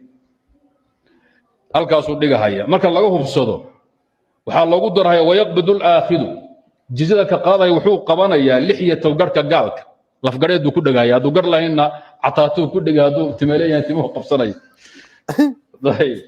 inta waxaa ka dara wayadrib wuxuu garaacayaa oo yadahaya lihzimatayhi labada daan buu ku dhufanaya ma feer buu ku dhufan soo dharbaaxi ma naqaan wayadrib lihzimatayhi lihzamku waa canka ama daanka halkan way daankan dhaqaaqay raamsada iyo dhagta intuu dhaxaysa leeyahay lihzamka halkaas uu ku dhufanaya wuxuuna ku darayaa sidii bacd shaafiiciye sheegeen waxay ku darayaa cadu wallahi addi xaq allahi calayk iyo isku dar iyo tontoomo wuxuu isku darayaa ya cadu wallahi addi xaq allah waxaasoo ihaana maqsuud ma aha waxay uga jeedaan fuqahadu inuu intuu waxan dhibsado kaba islaamaba oo ciilkaas uu yiraahdo maxaa badan ku dhax dhigay oo diinta islaamka u galay عجائب وحسن ويريان هلو وول بركورن سواركتا جزاس هلو وول دي زكريا لو فديا كورن مدو waxaad ka filaysaa زكريو حديث بو اخرين كاس وكتابكي جزيده sida loo qaaday Hello, I know you know that's funny. I know you see that as funny. marka حديث ما مقلن u dhahay radiyallahu waxa soo wariyay waa tafsiir waxaan ma qorayeen sheekha waxaan isku aruuriyay xas هو شريعة الإسلام كده شريعة الإسلام كو وحي كل إسلام تهاي قرآنك يحديثتا يودادده وحي إسلام راعين وكتابك القرآن نهين ودمنا مسلمين تأمرك قالة قبصدان جزيرة سيدان أو قادان سو ما قرنيسيت وشافعية دي وحي اسكو راعين وشريعة دي هذا أنه أماني سين ويان مركز زكريا رالي مكتاي زكريا رالي مكتاي قف بن آدم إنسان الله يالو ما sida lama yeelayo ruuxna lama yeelayo jisiyada dadku waxa looga qaaday sida zakada dadka looga qaaday muslimka marka zakada laga qaaday qaabka u bixinayaan kuwa jisiyada laga qaaday xagee ka keentay marka muslimiinta saanay leeyihiin adiga xageed cugsanaysaa أنا شيخنا أنا ما مثله شيخنا أنا وكم هاي لكن سيدو كوشا برنس قدر حكن وحاس أيه دتك دقيستان وحاس دتك دقيستان هم سمير شيخنا والشيخ عانوي شيخ هو شيخ حقيقي وهو شيخ قالنا لكن زكريا أسرع فيرين شخصي فيرين درونتي شيخ بالغ قاطع شيخنا لما قاطعه you have to look at that as well you have to be honest ها لكن وحنا فيري شخصي هكون مشغولين نكان وحو آخرنا يا شريعة الإسلام كمسلمين تسمني بوجي الدجستين بو آخرنا يا ما أنا وحلس كسو أروري مرة عاي وحن ربا حديثكم وصحيح وحسوري مقرنا يساي شيخك بس كسو أروري أي مركا دبينا هلو وورلد مع الشيخ حسان مون دقيسنا مس زكريا دقيسنا ده أنا كم هيست الشيخ ما براعي أنا هم مراعي مركز الشيخ ده هاي شيخ معها سك زكريا شيخ معها سو مقرنيسيد waxani waa shariicada islaamka weeyaan ee dejisteen shariicaduna waxay ku dhisan tahay aayad quraan ah iyo xadiis bay ku dhisan tahay hadda aayadii quraanka ee dhahaysay jiziyada marka laga qaadayo qofku waa asagoo dulaysan waa inuu dhiibaa la yiri soo ma garanaysid waa aayad quraan ah soo ma garanaysid qofka ma aha inta lacag bixiso oo kaliya ma aha miiska saarta ma aha adoo dulaysan oo bahdilan ha laga qaadaa la yiri bahdilkii bay marka شريعة دجستين إن سيدان بهدل إيه سيدان هلو بهدل قالدا مركا عادي هذا لا هذا هي سيدان ما في عنا بحا عسكني سامرك ما آيات بهاي ستا حديث بهاي ستا أنا وحنا لها يا أنا وحنا لها يا مركا زكذا يو جسد سيد الله بدو لا قاعد ونسكم من نقطة أساسا لا يا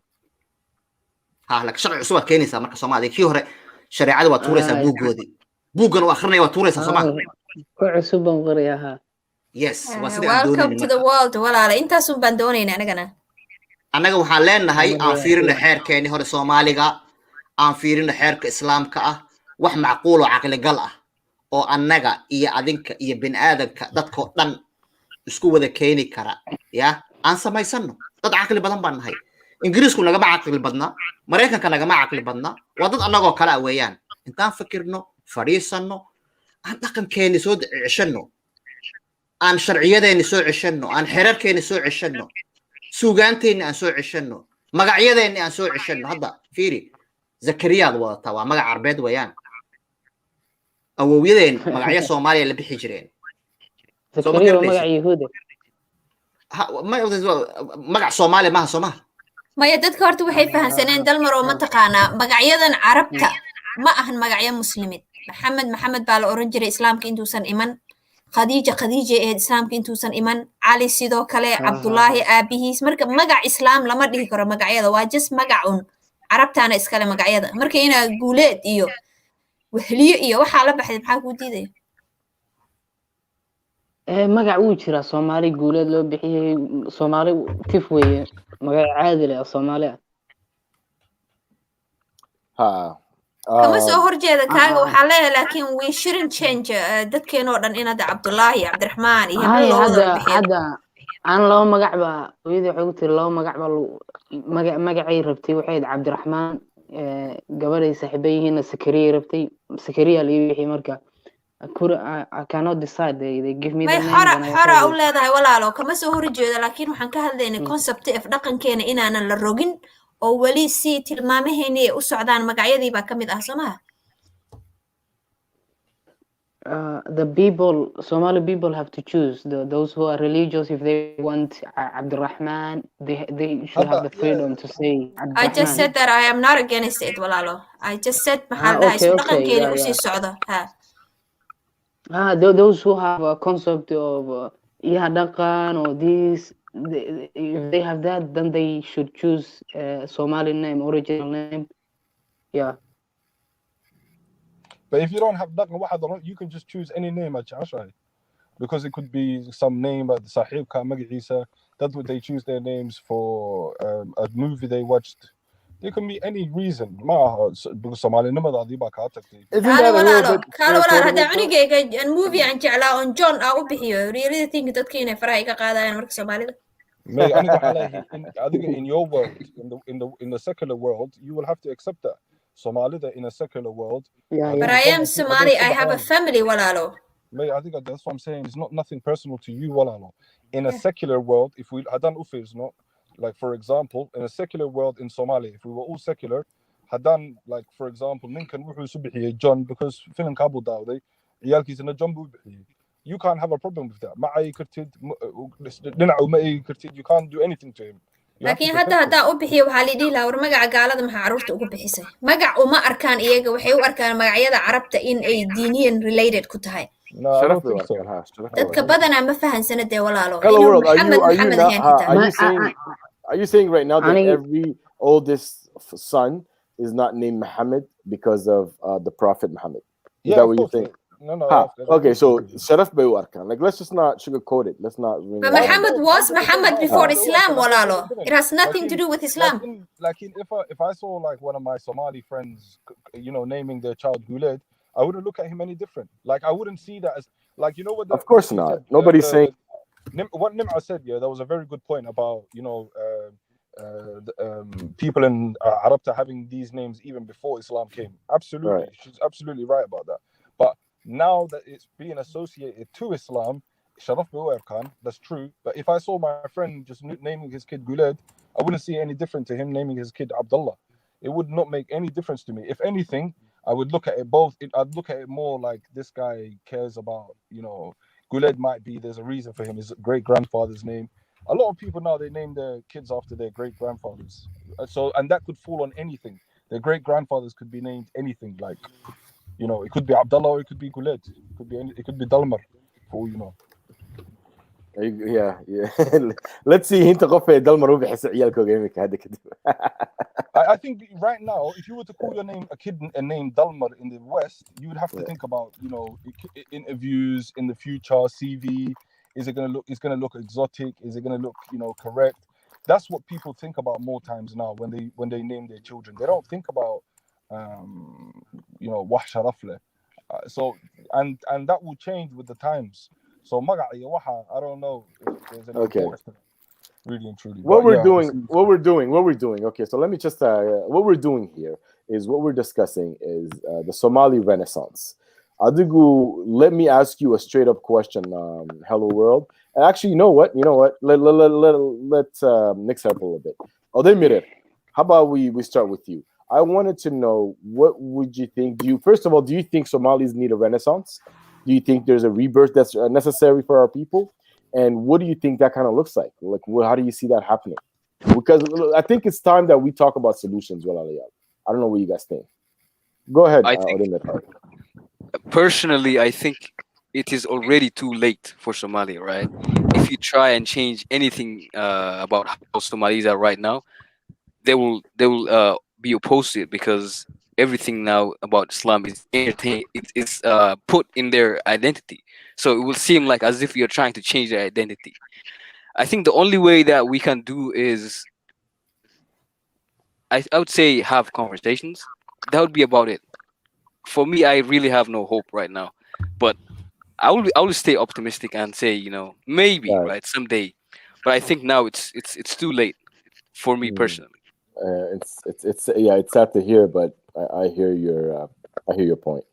Nimco kusoo dhawo walaal, what do you think adigu walaal? Ma u baahannahay ma wax naga maqan ba maxaad filaysaa? Waa u baahannahay horta, taas waa u wada jeednaa, ma fahantay?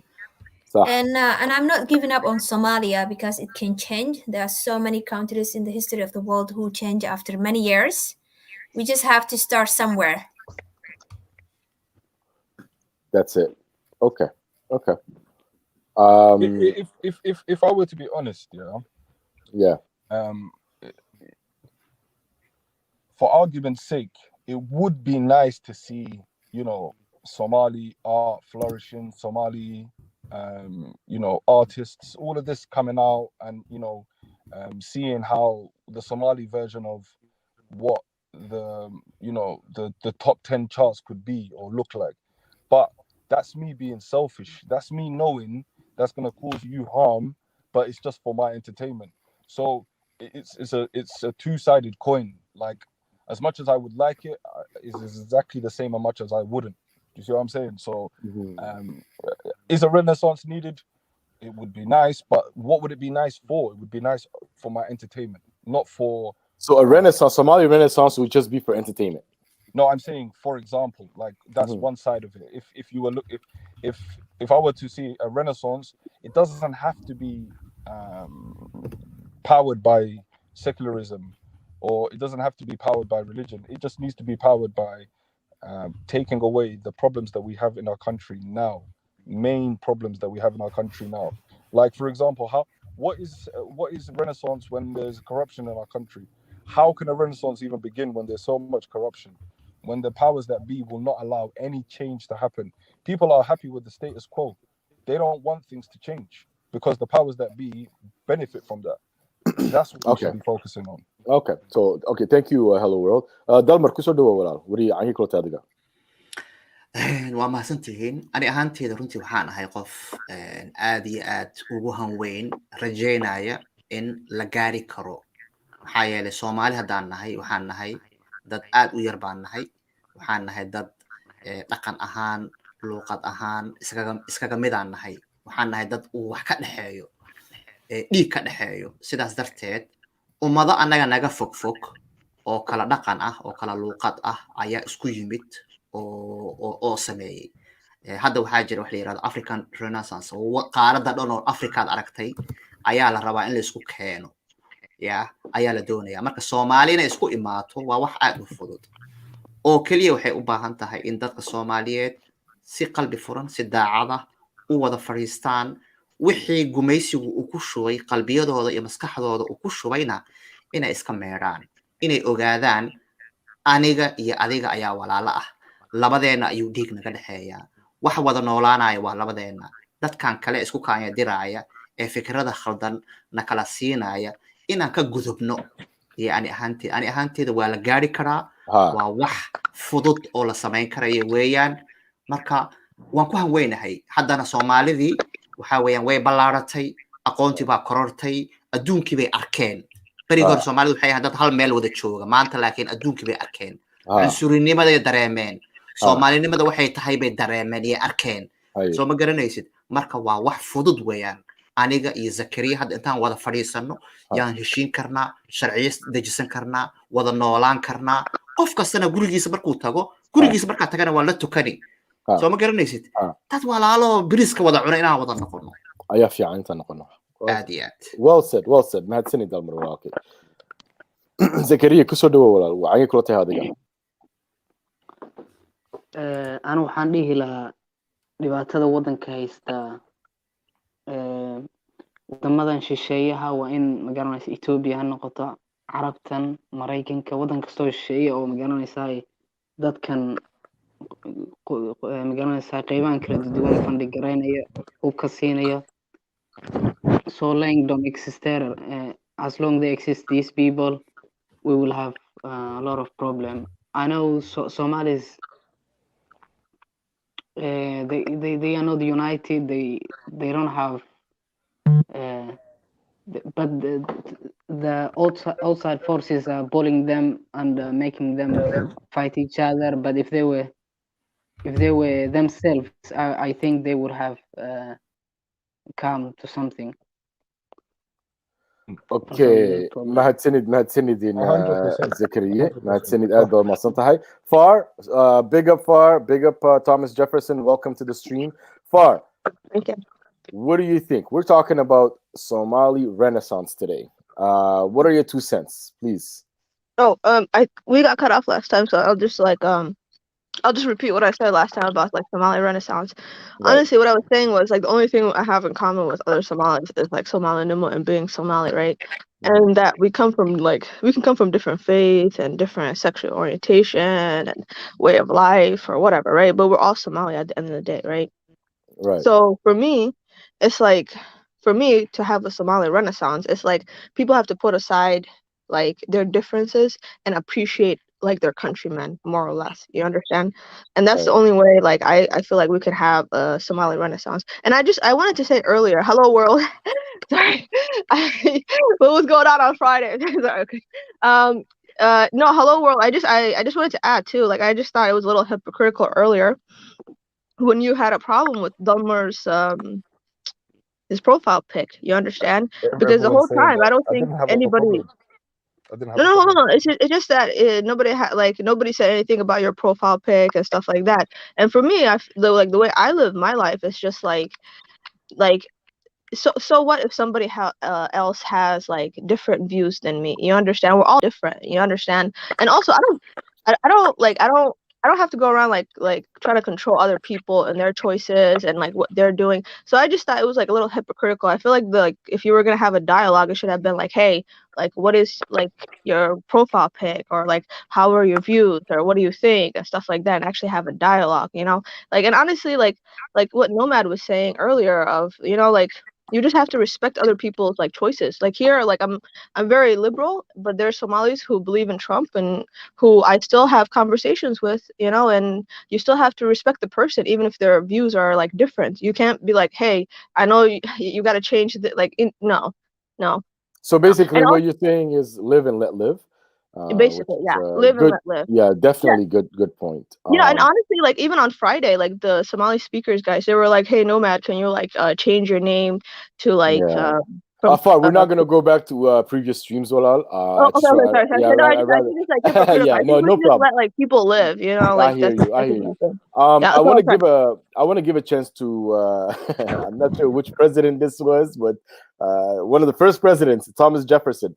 Kuso Dewo. Thank you, man. That's our founding fathers, man. They gotta get some respect. Founding father. You know, life, liberty, and pursuit of happiness. You know, okay, that's great, brother. So what today we're talking about is, and Thomas Jefferson, I think, was a Renaissance man in his own right. But we're talking about Somali Renaissance, however, and I wanted to hear you speak on that. What are your thoughts, brother? So, brother, you know, first of all, you know, Halda, you know, at the end of the day, thank you for creating an opportunity and a space for me to like put my input. You know, we got to give gratitude, and gratitude is due. You know what I mean? Absolutely, brother. Thank you. You know, but when it comes to the issue of like Somali Renaissance, right? I feel like, you know, Renaissance itself, right, has to do more with, you know, science, art, and, you know, the culture, right? So I feel like at the end of the day, us as Somali, right, we need a whole new system. We need a system where individuals, right, are not based on clans where a majority of clan live. Does that make sense? Because if you look at Somalia right now, each state is predominantly by one particular tribe, and when you have a tribe, a majority in one place, that's where a sense of discrimination, a sense of people thinking the same, that group mindset, where individuals that don't look like you, individuals that don't have the same tribe or ethnic mark, their heritage as you, will get disadvantage. Does that make sense? Yeah. Because if you look at it in America, right, each state you go to, Moktai, it's a melting point. America itself, it's a melting point where individuals, different countries, different backgrounds, different language, different religion, different everything, and they still, they get under a banner. And then you're gonna ask me, what banner should Somali get under? Somali should get, they should leave their tribe affiliation, their religion affiliation, and go under the banner of patriotism. Patriotism for what? For the country. Does that make sense? And when people make point and say, what then can they, it's outside forces, it's individuals, that's destabilized, brother. It's us. No matter any way you can look at it, someone can give you a gun, but if you pull the trigger, you went out there. Individuals have right, individuals have free will, and we can't just blame outside forces and say, what they can assign. I'm wondering right now, what is stopping us? It's our same people, people say Somalinimo Great is 99% Muslim. Okay, you guys say 99% Muslim, okay, because we never did data in a long time. Somalis 99%. Let's take that, right? Who is the Al Qaeda people fighting? Who are these terrorist group fighting? If majority of people is Muslim in the country, does that make sense? I don't want to take a lot of time. I can go deep in it, but I want to give everyone else space to speak. And I want to hear the idea. Thank you. Thank you very much, Shamsa. Go ahead, Far. Can I just add, Thomas Jefferson? I agree with you. Like what you said about the example of the gun. Like we have the Second Amendment right here, where you can go and buy a gun, right? But if you go and shoot somebody, you are responsible for your actions. You have the freedom to go buy stuff, right? And you have the freedom, but you're also responsible for your actions. You understand? So I just wanted to add that and agree with you. Sorry. All right, that's very refreshing. That's very good. London, let's all welcome London to the stream. We're talking about Somali Renaissance today, London, and we'd love to hear your piece. London, are you there? Are you there, London? Yeah, okay, so maybe London is not there. So essentially what I wanted to do at the end of the day, what I always say, Somalinimo, and that should be the rallying point for us.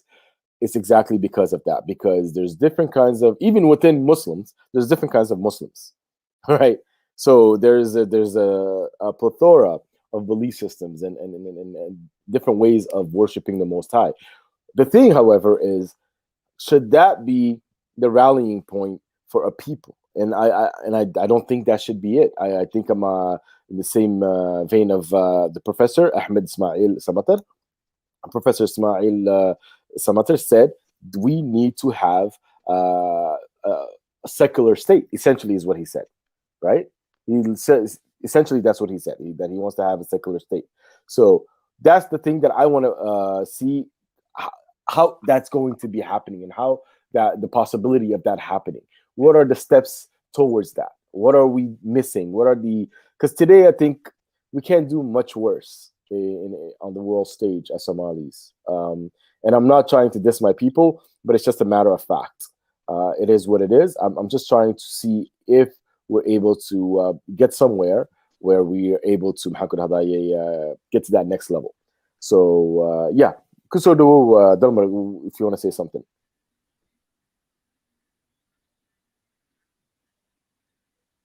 Quick question before you get a quick question.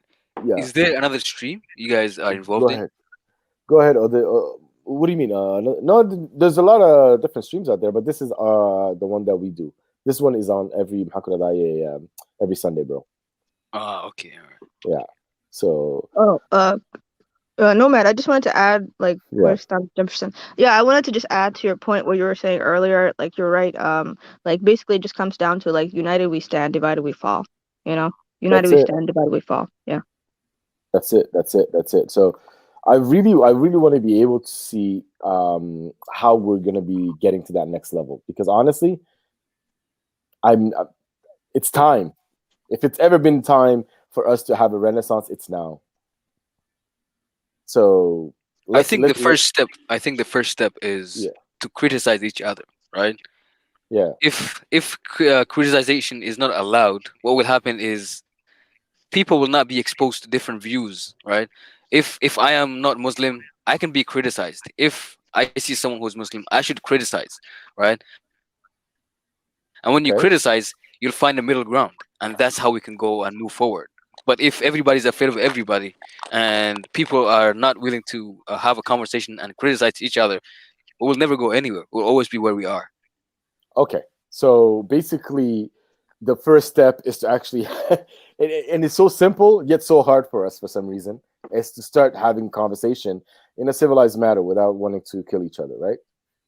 Exactly, right. And that's that's doesn't a big it seem problem. so, doesn't it seem so so trivial, so simple, yet why is it so difficult for us? I would say the reason why it's so difficult is because we take Islam as our identity, and if anyone questions it, we feel attacked. Right. So it's very difficult, and the reason why it's very difficult is also anytime you criticize someone's ideas or beliefs, people would say, "Oh, that's Islamophobia. Oh, that's dysphobia. Oh, this." You can't just say anything. So you are forced to be quiet and just accept, right? So that is a problem. Even though it's easy to say, criticize each other, but how can we do that when people will say people will feel attacked, attacked themselves? That's it. So I wanted to welcome back London. Can you hear me, London? Are you here? London, can you hear me? I think you're on mute. Let me. Can you hear me now? Yeah, I can hear you now. Welcome, London. Yeah. Well, so today we're talking about the Somali Renaissance. We're talking about what can we do to better our people. So yeah, put your 2 cents in, brother. So dope. It's Somali Renaissance, like making like a Renaissance type. Because I believe that Somalinimo has been compromised. London, I think it has been compromised. I think that Islam has taken over to the point where it infiltrated itself into the culture itself. It installed itself on the mainframe. So to the point where Somalis have lost their identity to a certain extent. So I just want to talk about how can we better this? How can we get to that next level? That's really difficult for me to say, because I mean, I get that I get that in Somalia, Islam is like really connected to identity and stuff. I mean, a lot of Somalis, you're either like, if you're not Muslim, you might not as well be Somali. You know what I'm saying? And yo, London, I think there's something wrong with your mic, brother. I think there's something wrong with your mic. Yeah. It's just cracking a lot, so I'm not sure if you want to fix that. Let me fix that up. Okay, now it's okay. Yeah, so I mean, like I said, for these types of issues, I really don't think about it much. I mean, look, I really don't know what to say, because I really don't think about these types of questions too much. You know what I'm saying? Like, I've never been to, like, I don't know what to say. So do you believe? So let me simplify it for you. Do you believe that we should at least start with secularism? Do you think secularism would be the way to go for us to get to that next level? Yes, secularism would be good for any country, for any nation, if they want to get off to a good start. Yeah. Yo, London, let me ask you, to, how about you hop off and hop back in? Because you can do that. Yeah, the mic is not good for the stream right now, bro. Yeah, thank you. So yeah, so he's gonna go fix his mic. But essentially, Zakari, and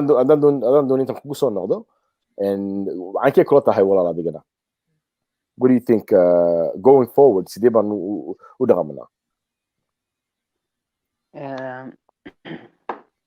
dee anu system ma garanaysaa waa in la establish gareeyo oo ama dimuqraadi ha noqdo kadibna dadkii waa inay codayaan ay kuwii diinta qodobo diinay soo saarayaan waxaan rabnaa sidan inuu partiga noo sameeyo marka system horta waa in establish magaranaysaa la dhiso wadankii laga dhiso oo magaranaysaa xuquuqahaas qorayo oo sidanaan systemkana leenahay sidan weeye waa in qaab noocaasa waa in loo dhiso haddii kadee meesha ay taagan tahay unbay taagnaanaysaa ma doonaysaa ma wax wanaagsan baad u rajaynaysaa dadkeena intaan waxaan ka baxnaa doonaysaa mise intaan cakawn ka joogno aanu dee duco aan looga soo jawaabin waan ducayno wallahi garan maayo meel ay tegaysa laakiin khayr baa rajeynaya ade laakiin exactly waxaan ku odhan lahaa anigu in walaal hade rajadu kamaad arag rajadu waa in laga dambeysiiyo shaqo ham sameeya waa inaan hawl galno weeyaan ham sameeya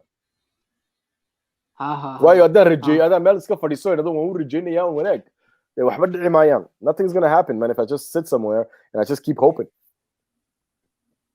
right so waxaan ka hadlaynaa ma aha rajada kama hadlayno waxaan ka hadlaynaa sidee baan shaqada u galnaa sidee baa shaqada loo gali you know what I mean big up little man welcome to the stream how you doing What's going on? What's going on, you nomad? Things are good, brother. Things are good. What's going on, everyone? You're right. So yeah. How about you throw in your 2 pence? How about you? I was just gonna say, like just to say, like Somalia, how do we try and help fix it?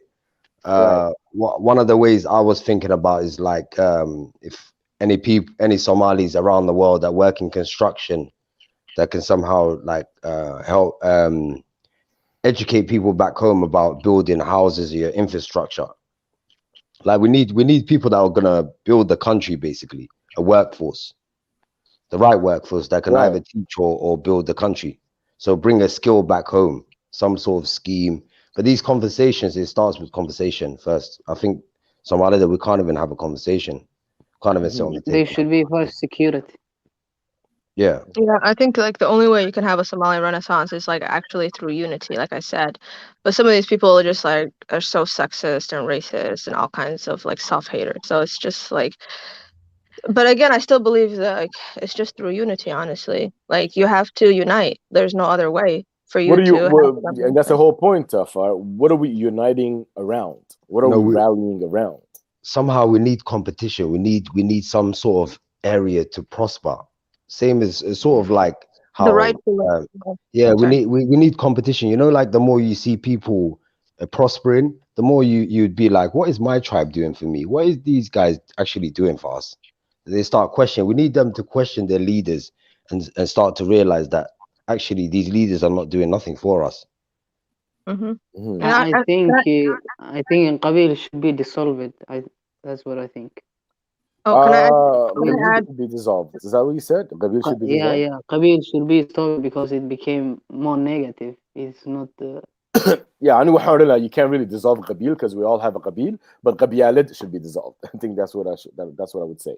Yeah, I agree. I agree. So go ahead, Flora. You wanted to say something? I just wanted to add. Yeah, I think the answer to your question, I guess, the right to live, and going back to what you were saying. Yeah, I think like with tribes, you can take it's part of your history. You can take pride in your history, right? But the problem is some people that use it to discriminate against other people and to stereotype other people and just be negative and just discriminate and in that case it's not good because it's like dividing you. It's not even uniting you. You understand? So I agree with you. We have to get rid of negative tribalism, but you can have pride in your history and your tribe. That's what I'm saying.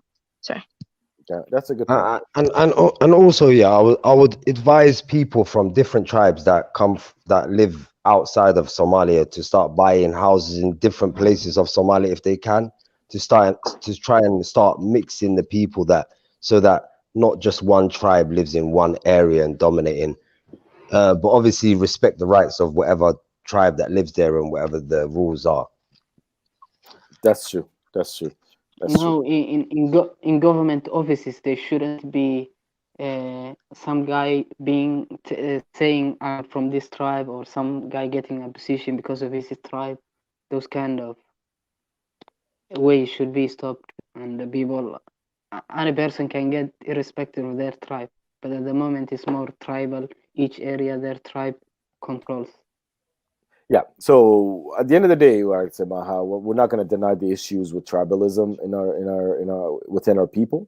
But I think moving forward, however, what examples? Like right now, I think we mostly are all in the Western world, right? If I'm not mistaken. What is it that we can take from the things that we've seen, the places that we've been, and we could suggest that maybe we can take on back in the home country? What are some things? Because the thing is, I always like the example of Japan. Japan does not, forget about its own culture. It never forgotten about its own culture. It has its own religion that is from them, right? But it always taken all of the wisdom and all of the things from the Western world and it made it better, right? We live in East Africa. It's a very hot place in the world, and we can't even make our own air conditioners. We can't even make our own fridges. We can't even make our own cooling systems. We have to import all of this stuff, right? So maybe the basic needs have to be the things that we kind of start looking at. But how can we do that? Because we're at each other's throat regarding beliefs and belief systems and things that don't really get us anywhere. What do you guys think? And so if I'm hearing you correctly, you're saying what lessons can we take from the West and then translate positively back home? Oh, okay. So I think honestly, there's a lot of lessons. There's Somalis who get educated here and they go back home and they build schools. There's people who get educated here in medicine or healthcare and they go back and they open hospitals and clinics. So there's a lot of good examples for Somalis, honestly.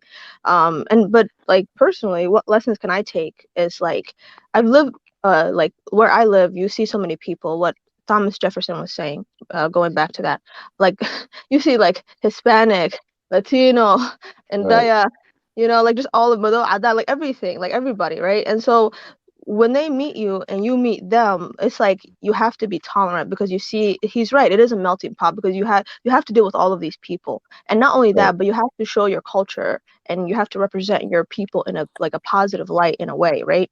So for me, I try to I was telling you guys, there was this one coworker of mine the other couple weeks ago where she was she wanted a face some kind of beauty advice, right? So I told her, here's a qasal, you put a little water, you do this, you do this, it's a cultural exchange, right? I told you last week, one of my other coworkers, she was oh, frankincense, it has all of these positive properties and blah blah blah. And how could I? Yo, I got you, I got you.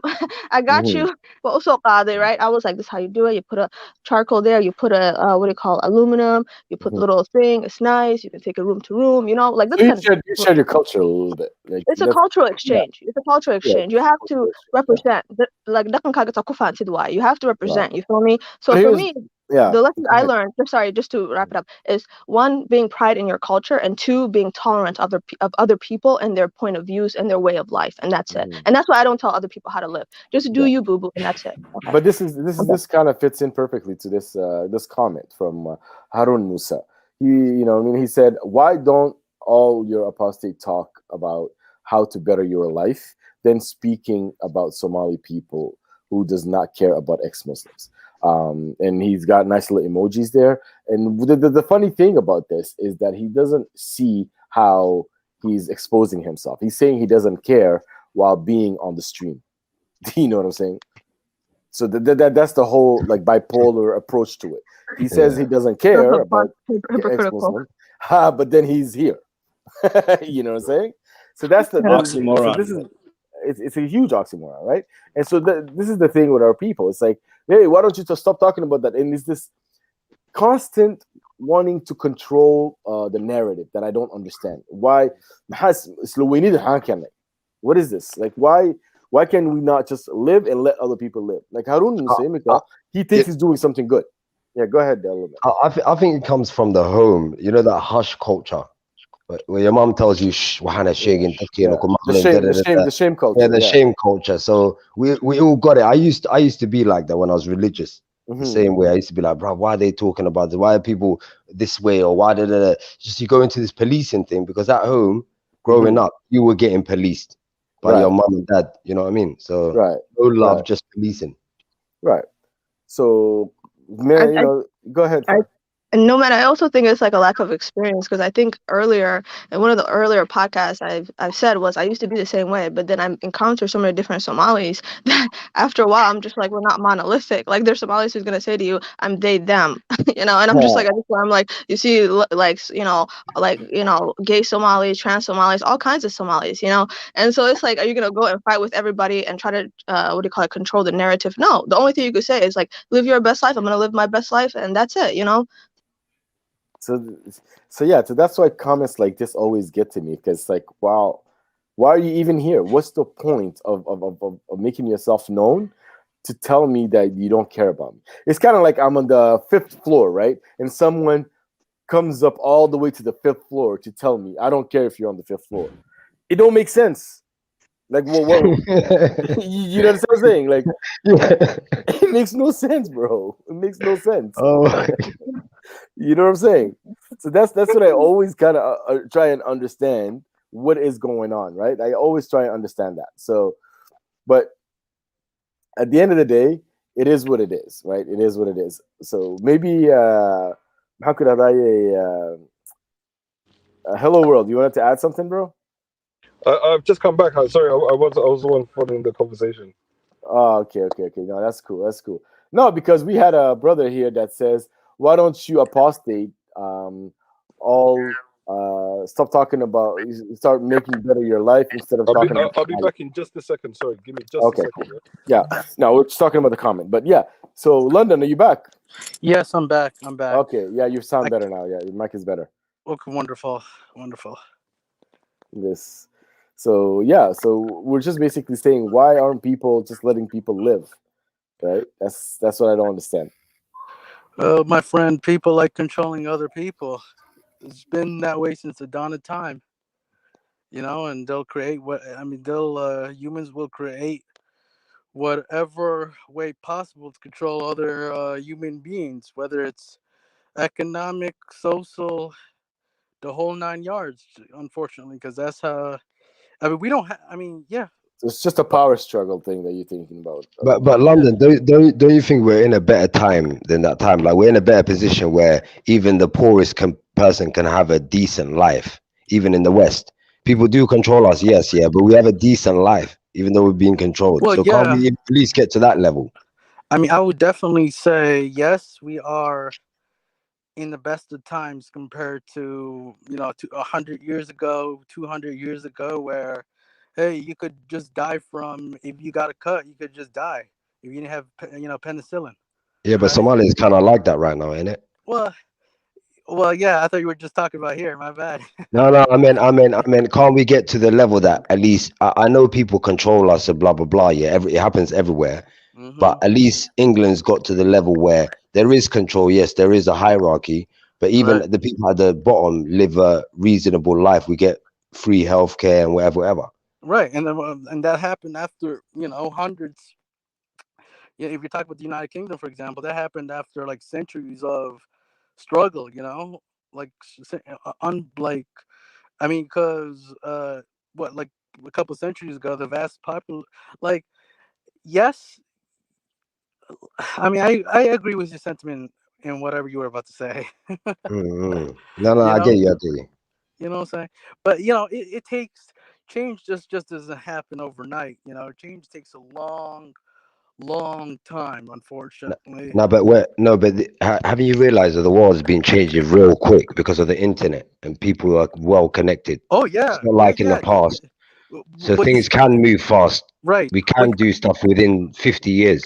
Yeah, but you see, that's the thing. If people still have the same mindset, or there's enough people that are, being enforced with the same mindset, like internet or no internet, they're still not gonna change.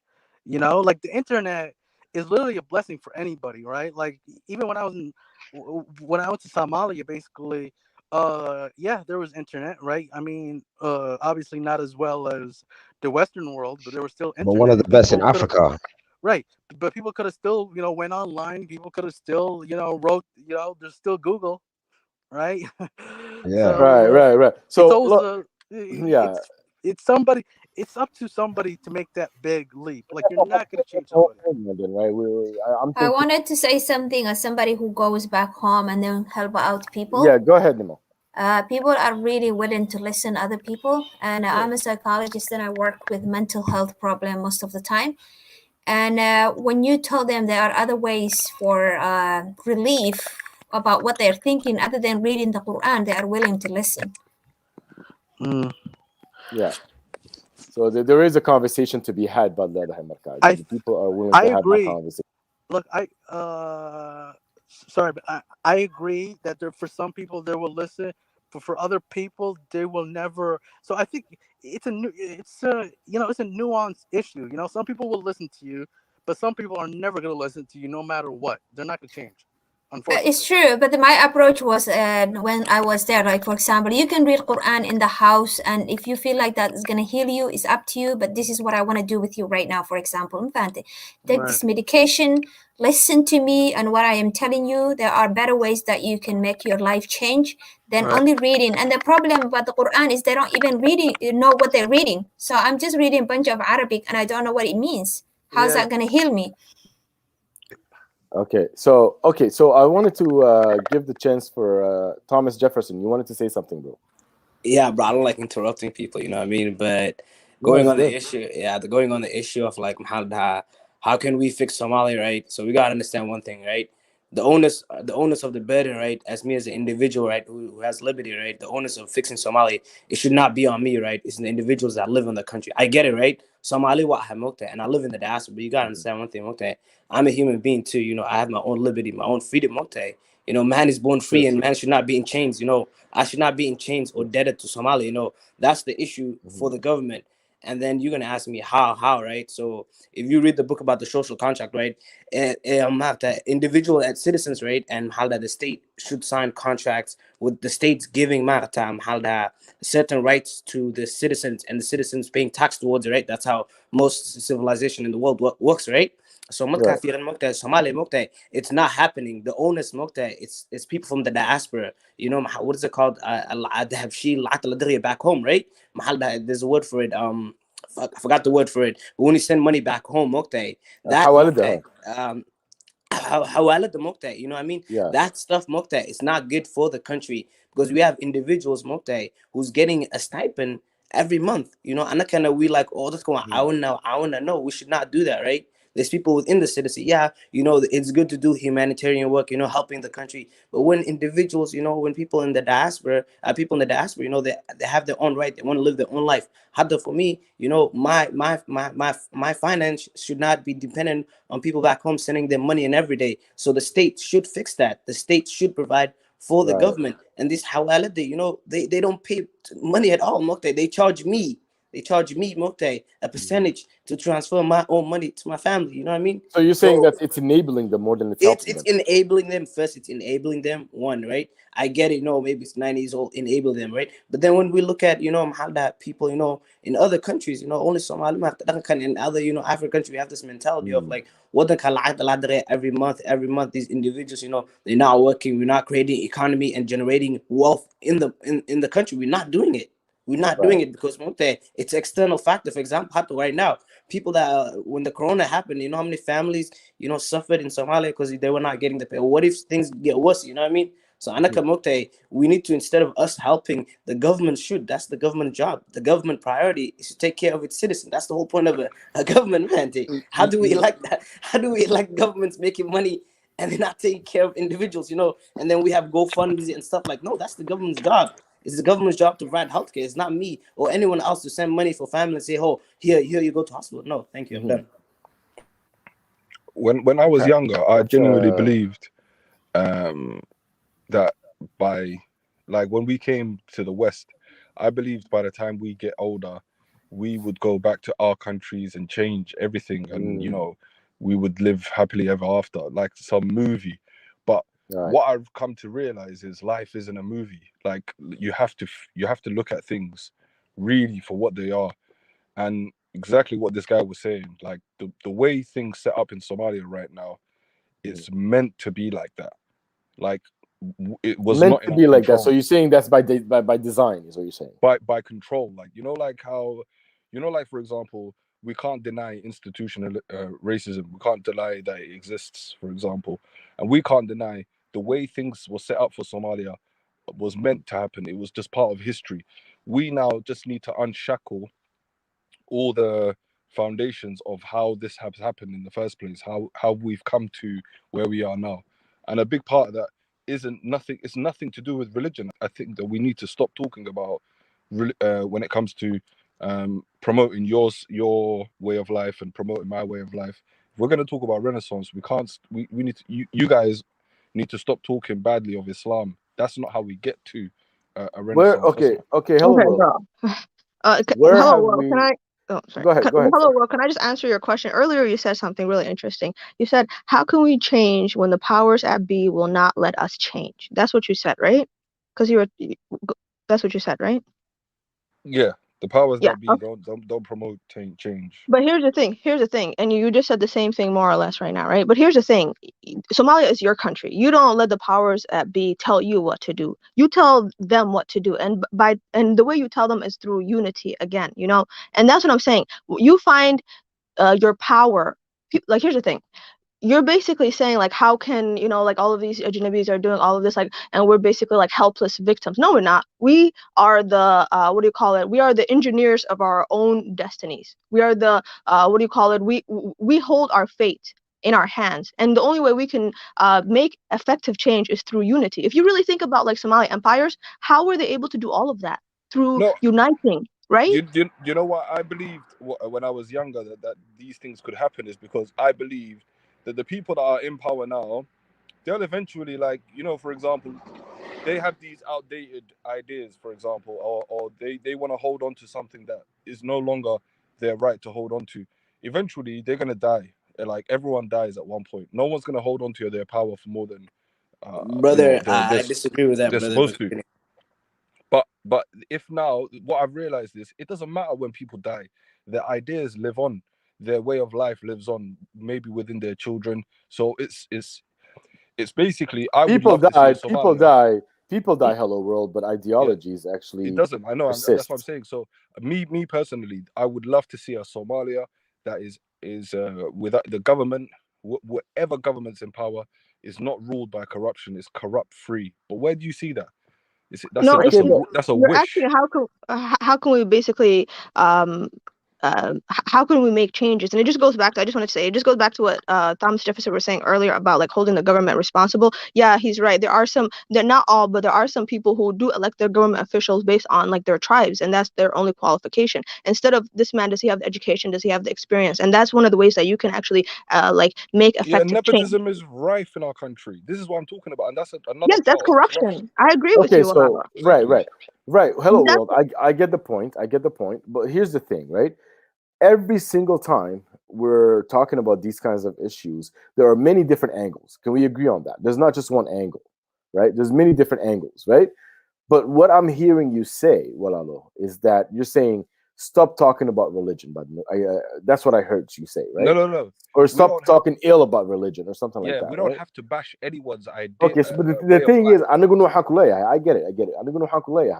The very fact that we are talking about Islam takes that as an offense. The very fact that we're discussing it. So you understand what I'm saying? I don't think we're here to bash anyone. What we're saying is, as Somalis, how can we live together, and how can we bypass this so that you, Nin Somalia or Muslim, and me, Nin Somalia or Muslim Anaheim, how can we live together on our own lands? That's the issue, bro. The issue is, I can accept you, but you're not making you're not making space for me. Can I say something, Nimar? Yeah, go ahead, Nimar. waagii hore Soomaaliya waa la wada deganaa, qofaa suufi ahaa. Horta ma lahayn wahabisti waxaas u maleynaa, laakiin qofaa suufi ahaa. Qof haduu rabo maba tukanaynin, he didn't care. By name ayaa Muslim ka ahayn. There's no such thing as Wahhabist, walalo. Abo adiga defense aday ku taala history recorded wahabist inay jirto, ma fahantay? Somalia maadaama waagii hore ay jirtay oo la isgarab deganaa oo wax walba la isla qabsanayay, nobody was obsessed about religion. Why can we not bring that one back? And then we can fix whatever. Right. Hold on. You give me 1 second, guys. Give me 1 second. We have a new panelist that I wanted to add to the stream. H, what's going on, H? Hey, good to be here, man. How you doing? You good? I'm good, yeah. How's everyone? Everyone is good. Everyone is good. We're all good. Welcome. Welcome. So do. Thanks. What are your 2 pences on the conversation so far, Walad? Oh, well, you guys have got a lot of picks. You know, more specific, bouncing around a lot. Okay, H, I want to ask you if you have your YouTube running in the background, either mute it or close it because there's a feedback. Yeah. Oh, I don't. I have browser open. Oh, okay, cool. So we're talking about Somali Renaissance. First and foremost, do you think it's necessary? Do you think it's something we need? Absolutely, obviously. I mean, Right. I think where I disagree with some of the other panelists, I think we're already in it. Like it's on. The fact that there are Somalis like us who think and see the world differently, that's how renaissances are born. So it's already here. But you know, the European Renaissance, I think like 200 years, long of time. So these things will take time, but it's already begun. Okay. So what you're saying is that we're already living a Somali Renaissance. It's just that some Somalis are just not getting on board, if I'm hearing you correctly. Well, yeah, it's time. Look at Europe, for example. This phase of things looking at their religion. It started off among first educated class and the wealthy, because they had access to education. Over time, it sort of proliferated, and everyone in that country was eligible. These documents was documenting that the Renaissance did in Europe. They had libraries to the public. Echo Walala. Yeah, H. I'm not sure if I thought it was just me. Hello world. I think there's an echo when you're speaking, Walalo. Do you want to try maybe hopping off and hopping back on? That usually helps. Walalo. Oh, so it's still sounding the same. Yeah, it's like a echo. You're echoing now. I'm echoing now. Yeah, no. I think because a lot of times what happens is the YouTube, if it's running or something else is running, there's a feedback that happens. You know what I'm saying? So that's probably why. But yeah, so I like what she said though. I like what she said. She said there's already a Somali Renaissance happening. It's just that some Somalis are just not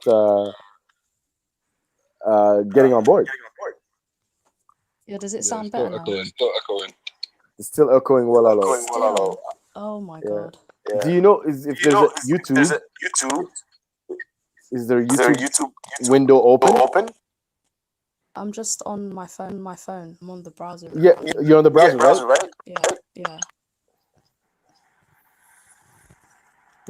Okay, so yeah, because I'm hearing an echo a lot. Okay, let me mute myself. Okay. Yeah, I'm not Can you sure. hear me? Yeah, I can hear you, Far.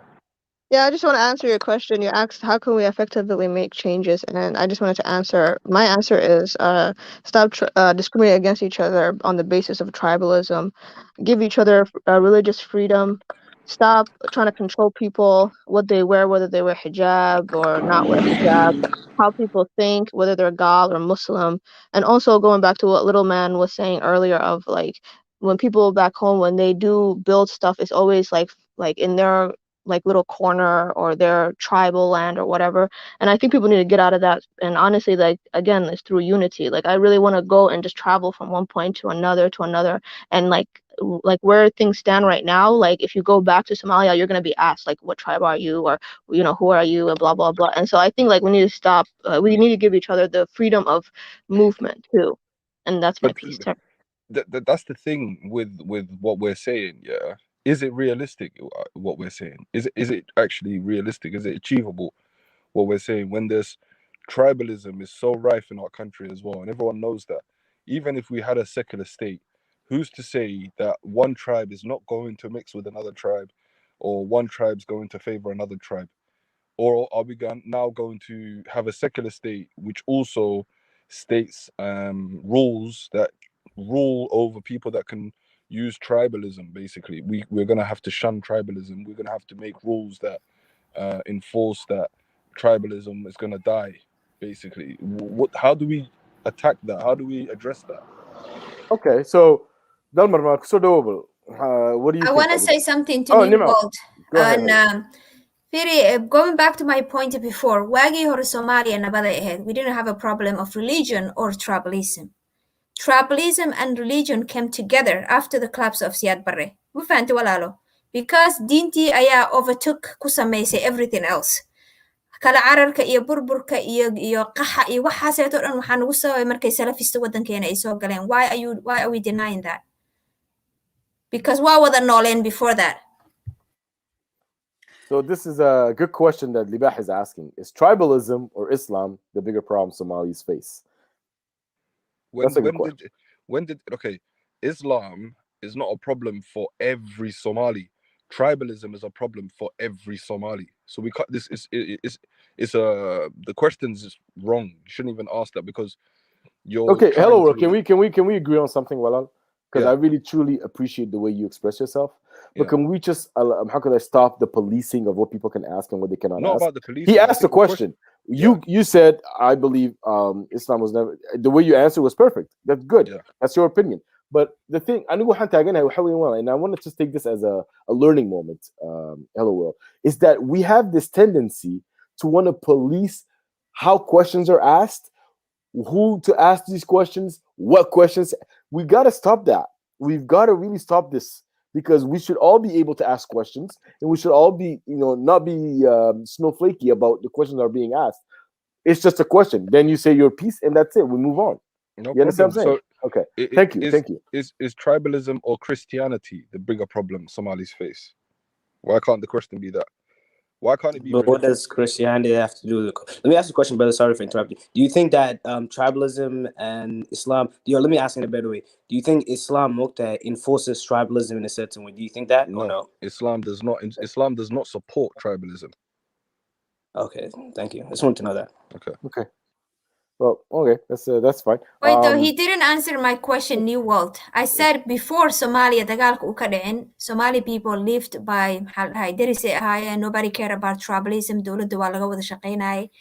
Dowladda markay duntay kadib, why wadanka maxaa la dhahay, religious markuu noqday qaxa iyo burburka iyo balaayada Gorma, Berigan, you need to give me some dates, sometimes. Siyaad bara markuu dowladda haystay. Siyaad bara markuu dowladda haystay, everyone was cool with each other. Is that what you're saying? Yeah. Allegedly, that's a claim you're making. Yeah, it was. That's the recorded. Alleged is not fact, it's alleged. It is a fact. People live together. No, of course people live together. I'm saying everyone live together fine. Do we have a problem markaas oo based on qabiil ama religion itself? What su'aashii la weydiinay taas ahayd. Laakiin uu ka jawaabay taas nimo. Wuxuu yidhi, I don't think wuxuu yidhi qabyaaladu it affects every Somali buu yidhi, but maye waagaas yeeta walaala qabyaalada recognized basay ahayd inaa adiga qabiil tahay aniga qabiil ahay deris aan nahay aa isku fahansannahay inaa qabiil kala duwan nahay laakiin ma isku dagaali jirnay inta kooxa u kala baxno waa maya waay soo maaha maxaa keenay marka sababe? Do you agree with that, new nomad, that we weren't fighting? There was no intertribal beefs. No, I think personally, I think there's always been intertribal beefs. But Nemo's claiming that it wasn't. She's trying to present it as a fact. This is why we can't move the conversation forward. Because no, we can, because here's the thing, Hello World. That is my opinion, Walalo. She's entitled to her opinion. That's your opinion, this is a fact. But it is a fact in a way, because in the history of Somalia, I never heard somebody said it before the collapse of the Dawladda that people used to fight qabil. Well, but then that could be an account of ignorance. That could be your lack. Just give me an example in a dada markwaye. Okay. Hello World. Let me just recenter it. Hello World. Yeah. Hold on. Denmark, so do walaal.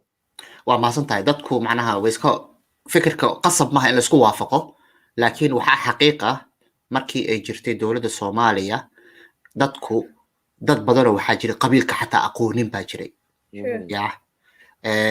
hadda dadka aad aragto xamar ku dhashay oo kale badankoodu qabiil ma aysan aqoonin qabiilka ay yihiin waxay barteen dagaalkii markuu dhacay intii ka horeysay ma aysan aqoonin cid ay yihiin iyo cid kale dadku walaalay ahaayeen ayagoo gobol kasta oo Soomaaliya ka yimid oo wada degan ayay hadana cid qabiil taqaanay iyo cid qabiil isku faquuqi jirtay midna ma jirto Thank oo you. kaliya markii 1991 ka dambeeyay waa la yiri qabiilkaasaa tahay dadku isbarteen marka taa waa wax jiro oo xaqiiqi weeyaan haddaan usoo laabano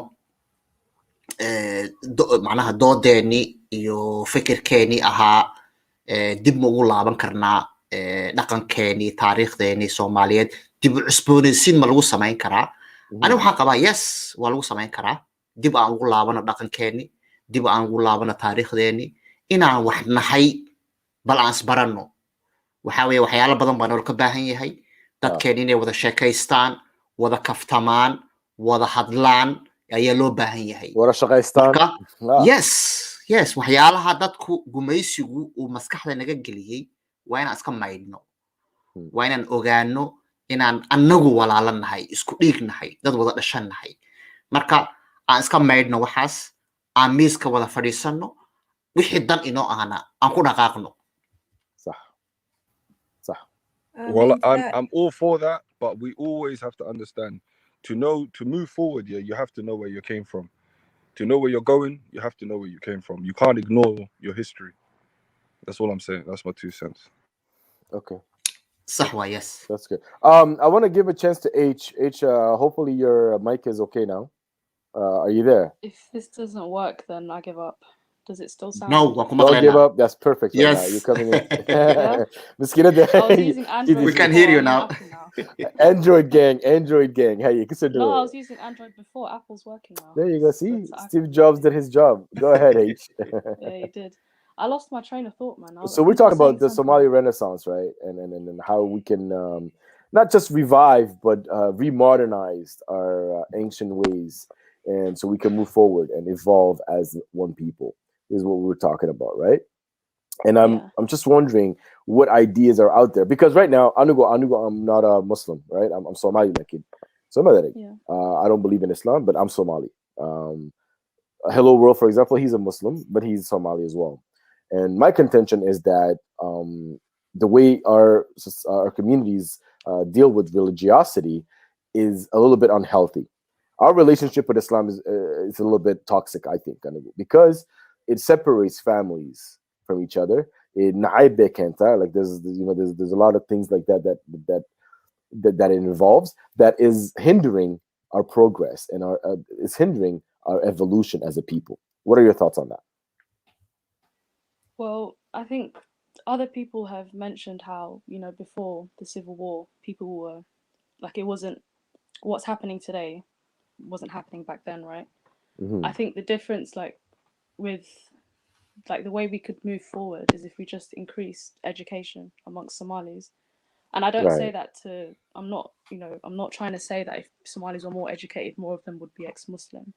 But even if you look at Muslims who are educated, that's to say the Muslim Somalis that live in the West, they're peaceful to live amongst.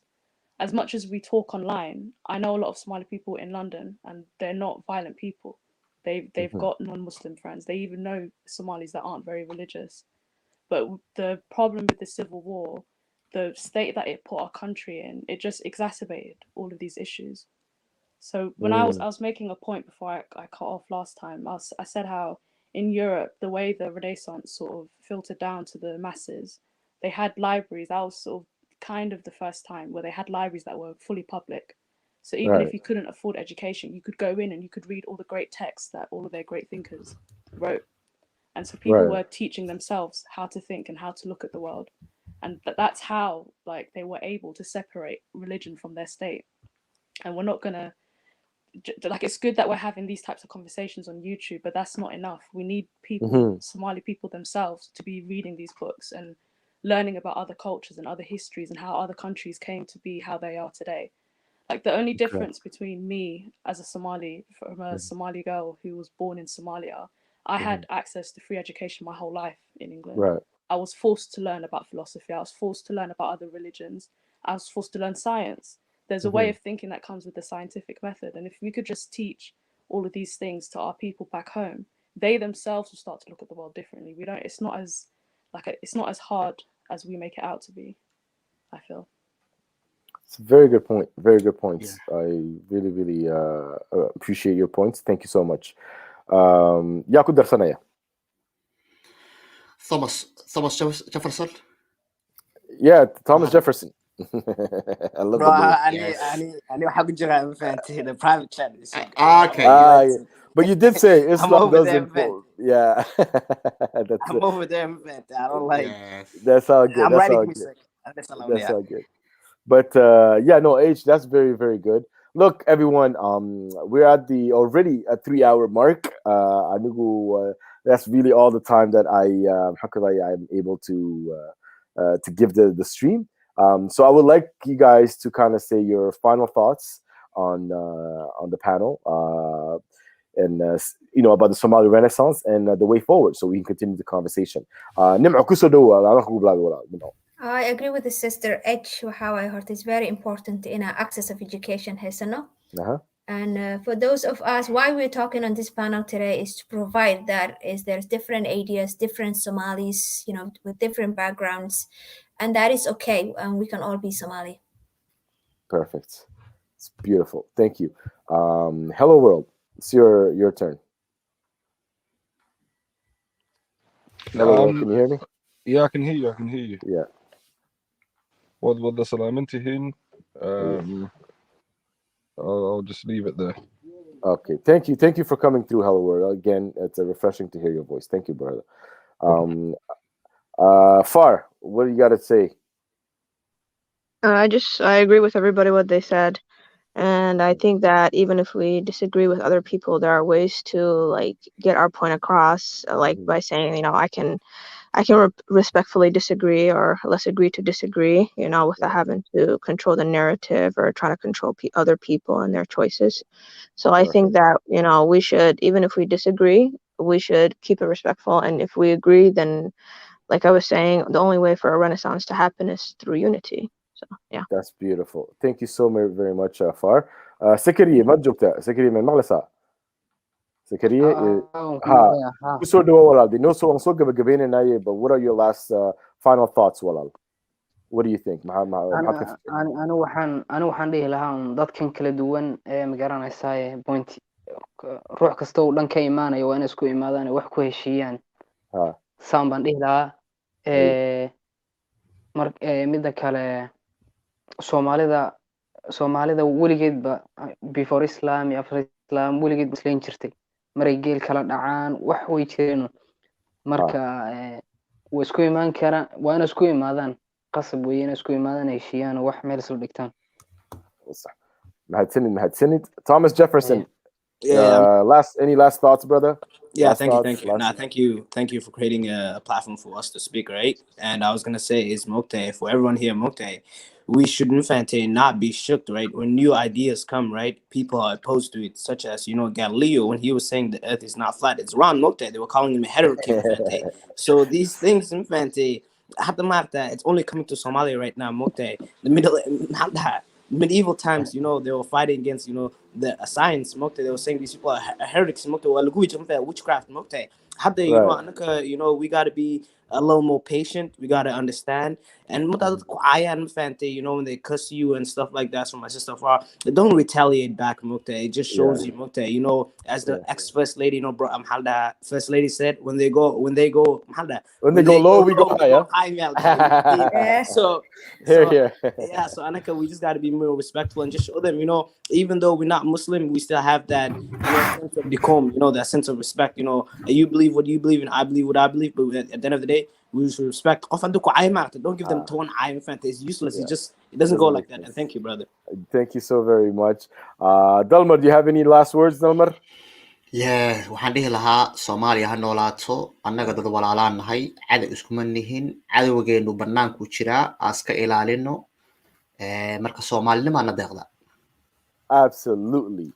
And on that note, everyone, I want to say thank you. You guys can stay right there. I'm just going to end the stream. I want to say thank you to everyone that hopped on the panel. Today was a great day, and I'm happy to have discussed with my Somali people, free Somali minds, and like I always say, Somalinimo till we demo. Peace out, everyone.